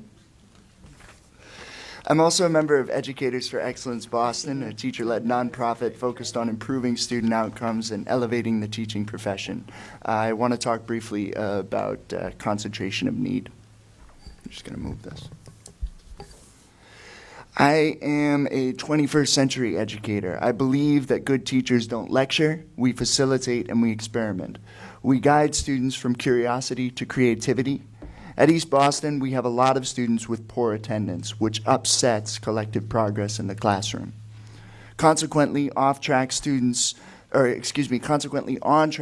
sometimes become off track because they're destabilized by inconsistency and repetition. Poor attendance is a problem among my students, but it is a symptom of more unmet and immediate needs. Students' minds and bodies need to be healthy, safe, and free to wonder and search for truth. Unfortunately, my students are more focused on survival. They battle homelessness and hunger. They worry about staying employed to supplement family income. They struggle to maintain health and hygiene, either unaware of available social supports or baffled by the processes that they need to follow to access those supports. Last year, I had a student named Mario who worked 60 hours a week in a restaurant. He sent a portion of his paycheck home to feed his brother in El Salvador. Mario was 18 years old and shouldered more responsibilities than some of the adults here in this room, both professional and personal. Mario did not pass science class, and he did not return to school this year. Ultimately, the system did not embrace him and supply him the alternatives that he needed to be successful. Students like Mario are not off track. Their tracks are different. And every school in BPS needs to have the resources and the flexibility to acknowledge and accommodate their personal struggles, without waiting for plans that won't adequately address logistical challenges like matriculation and transportation. The policy recommendations in the Parthenon report make it seem like schools in the future will be tailored to different kinds of needs, that families and students will be able to shop for a school that in the same way that they might shop for back-to-school supplies. This model is inherently competitive, and it will likely produce another iteration of systemic inequity, where students and families with more resources to start access the best resources available. A scenario that I imagine sounds kind of familiar. Every school in Boston needs more personnel supports. Until more supports are consistently in place to help students and families address out-of-school issues that steal attention from academics, teachers, like myself, will fight a losing battle. The inconsistency of student attendance reflects the district's own inconsistency in providing targeted supports for students who are pulled away from learning. Last year, there was a health clinic in my school. This year, it isn't there. This year, we have a teen empowerment program, but I'm not sure if they'll be back next year. Boston can't ask students to show up for school if Boston won't show up for students. Yearly, not daily. We need to show up year after year. That is, when a grown-up in a school goes away, students feel abandoned. If we want a long-term commitment from students, we must make a long-term commitment to them. So please hear my call for more mental health staff in school. I realize I'm going over the 5 minutes. I'll close out here. For more medical professionals, more money for social services, more robust translation services, more flexibility for schools that want to offer alternative schedules. I heard people talking about that, alternative programs within the schools, to working students so that they can work and sleep. As you consider the findings and recommendations from the Parthenon report, I implore you to act on these areas for improvement in the present system structure. Thank you for your time. Thank you. Thank you very much. Thank you, Patrick, and thank you for being at East Boston High. Susanna Please String. thank Brandy. Please thank. And then following Susanna will be Erickson Albee. Good evening. How are Hi. you? Thank you.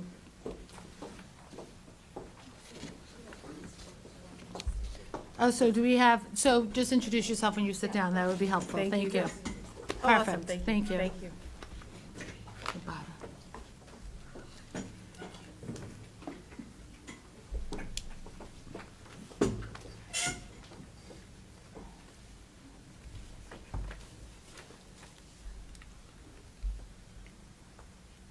I am from where I have no flag. Why? Because my country killed my family. I am from Nelson Mandela, leader and peacemaker in the world. I am from my dream to get my high school diploma at Boston Adult Technical Academy. I am from where I wish to pass my examinations in all my subjects, getting opportunities just like those who were born here and grew up here. Excerpt from a BADA graduate last year, Somali student and refugee who last year was facing discharge and forced removal from our school. My name is Garcelyn Champagne, and I am a former BPS student, and now I am currently a teacher at Boston Adult Technical Academy. Like many of my students, I too am the child of immigrants, and so being at our school is very personal for me. In fact, I've been here for about 8 years. I'm here with my colleagues and one of our students today, and what we'd like to do is share a letter from our school community to the members of the City Council, and along with that, we'll be sharing a few excerpts from our students' writings, like the one I just shared. And while our students have not been able to speak and advocate for themselves, it is our hope that these words that we share with you will give you a window into their experiences, who they are, and what the Bata school community means to them. To concerned members of the City Council, as teachers and students at Boston Adult Technical Academy, an alternative school that serves students aged 18 to 22, we want to offer a perspective on the issue of how BPS is serving off-track youth, most of them from the district and newly arrived English language learners. In fact, about 80% of our student population are recent immigrants into the country. We believe that our students deserve the supports and resources they need to succeed with us and beyond. Our students are often sent to us partway through the year from their four-year high schools for a variety of reasons, one of which might be that the student is in danger of failing or has little hope of earning enough credit to graduate in time. It often happens that students who come to our school come from schools where they're not taught to believe, where the school perhaps doesn't think that they will have the chance of graduating. And so they come to us, and most oftentimes they do graduate and are able to successfully do so and earn credit. We, as I said before, get many students who are new to the country, and most of them are arriving at 18 or 19 years old, and then of course, usually are forced by the age of 22.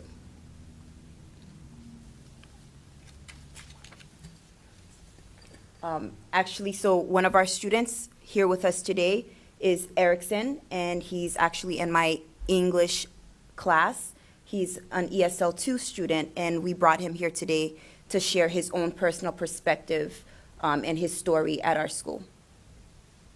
Will you give him the mic, please? Thank you. Hello everyone, my name is Erickson. I'm a student at Bara. I have been in United States for 2 years ago. So I started to study at Bara from last year, and I really like this place. I learned a lot of English, and I even passed on one of my MCAS. And but this year I will be 22, so I can't stay in the same place. I'm being forced to go a new school where I will take only 2 days for class at night. But I don't like that because I wish to have more days to study with supportive teacher where I can learn more and prepare for college class.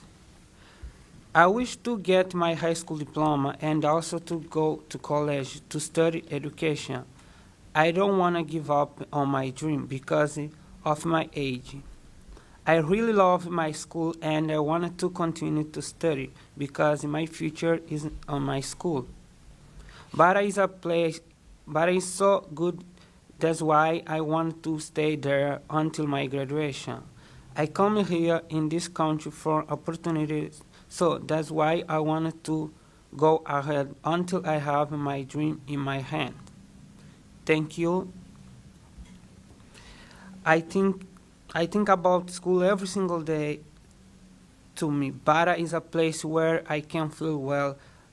This is my poem, what I write from Bara. So I will read it.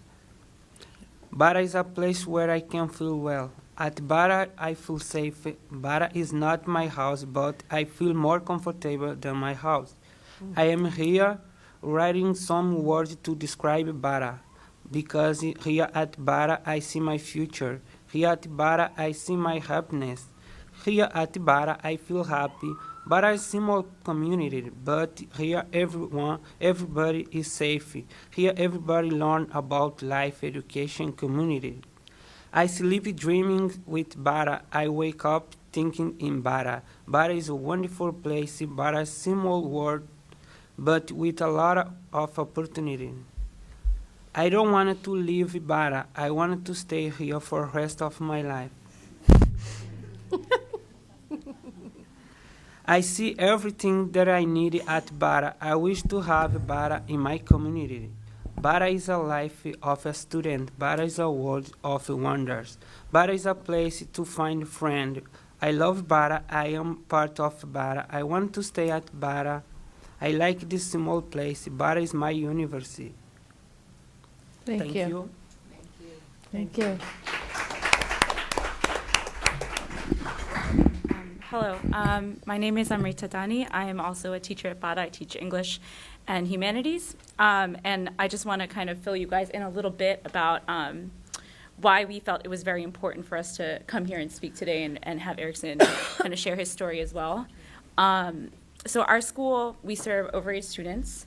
And in the past, there's been kind of de facto agreement between our school and the district that we continue to serve students after they turn 22 years old if they're close to graduation. So a student like Erickson, who's turning 22 in November, in the past, before sort of the Parthenon report and this scrutiny, I guess, I don't know exactly what to call it, students who were close to graduation were kind of allowed to stay until they met that goal.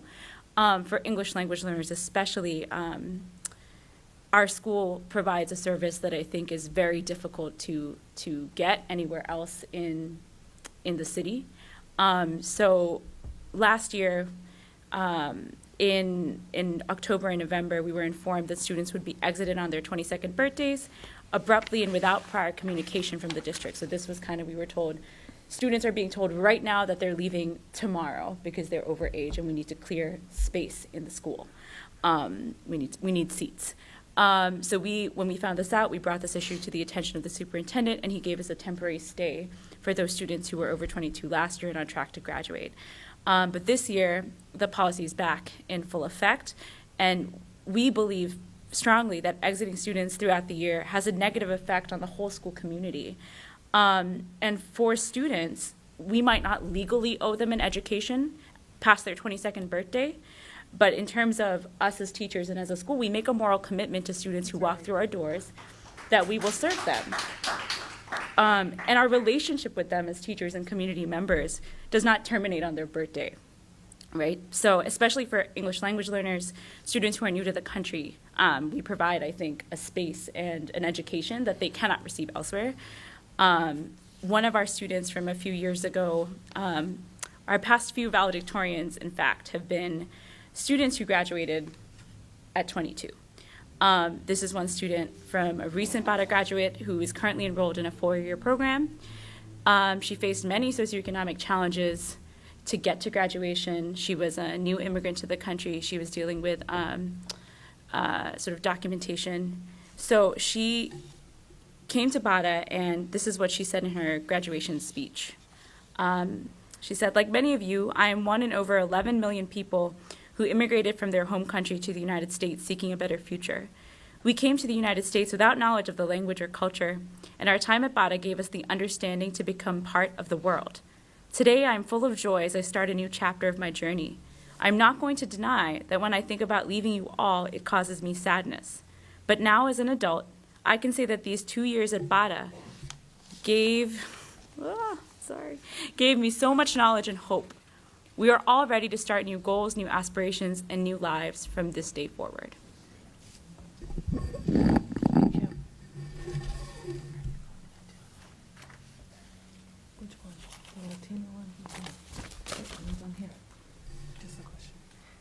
So, good evening. My name is Susanna Stringer. I've been a teacher in alternative education for the past 22 years. And the reason that we are testifying tonight is to see if this can be an easy fix and an easy solution. As Ms. Donnie said, we were given assurances last year that our students, even if they turned 22 on their birthday, they could still graduate with us, and we are hoping to achieve the same. We know that, for example, Boston Day and Evening Academy has a waiver, and we would like to ask for the same consideration. So we believe our students should not suffer the rejection from their school community and think that another solution is possible. So we request the following. All affected students who are being identified for dismissal, this includes Erickson. It also includes about 15 to 20 other students at the school who we are in the process of developing relationships with, visiting their families, thinking about next steps, thinking about college applications. So we are building a community with these students who, unfortunately, on their birthday, as of yet, are being told that they need to find another program. So we are asking that they be held harmless for the school year, finishing the school year with us. In future years, Boston Adult Technical Academy should be granted an MOU waiver to serve students up to the age of 23, so that the district has an appropriate plan for overage English language learners who do not currently have another program option. In the future years, appropriate and equitable transition plans are created with the students and their families to best serve student needs, including SLIFE and ELLs. Over time, we've developed trust, social bonds, and positive learning communities because of the students' contributions. Many of the students who are affected by the enforcement and policy have had excellent attendance, earned credits at our school, and are on track to graduate at the end of the school year. Using such a blunt instrument to enforce compliance with a bureaucratic decision and an arbitrary figure, just a birthday, has the practical effect of ripping apart the fabric of our school family and denying the students an opportunity to earn a high school diploma.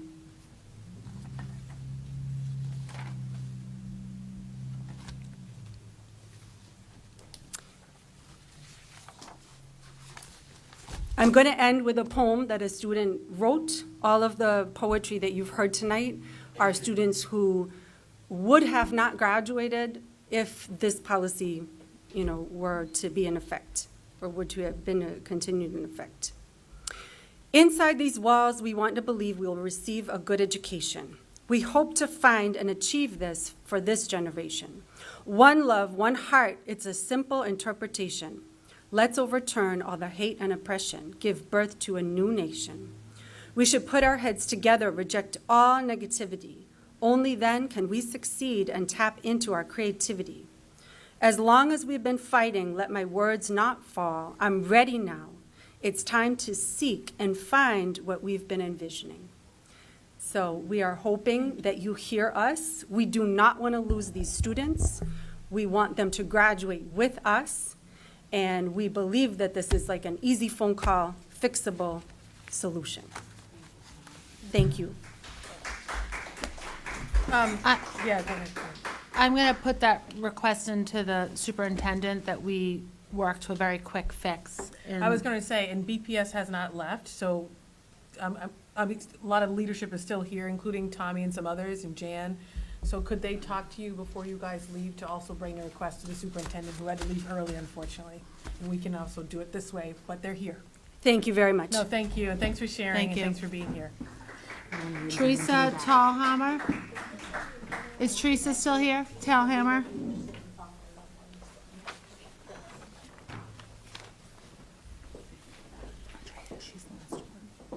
This one is the last person.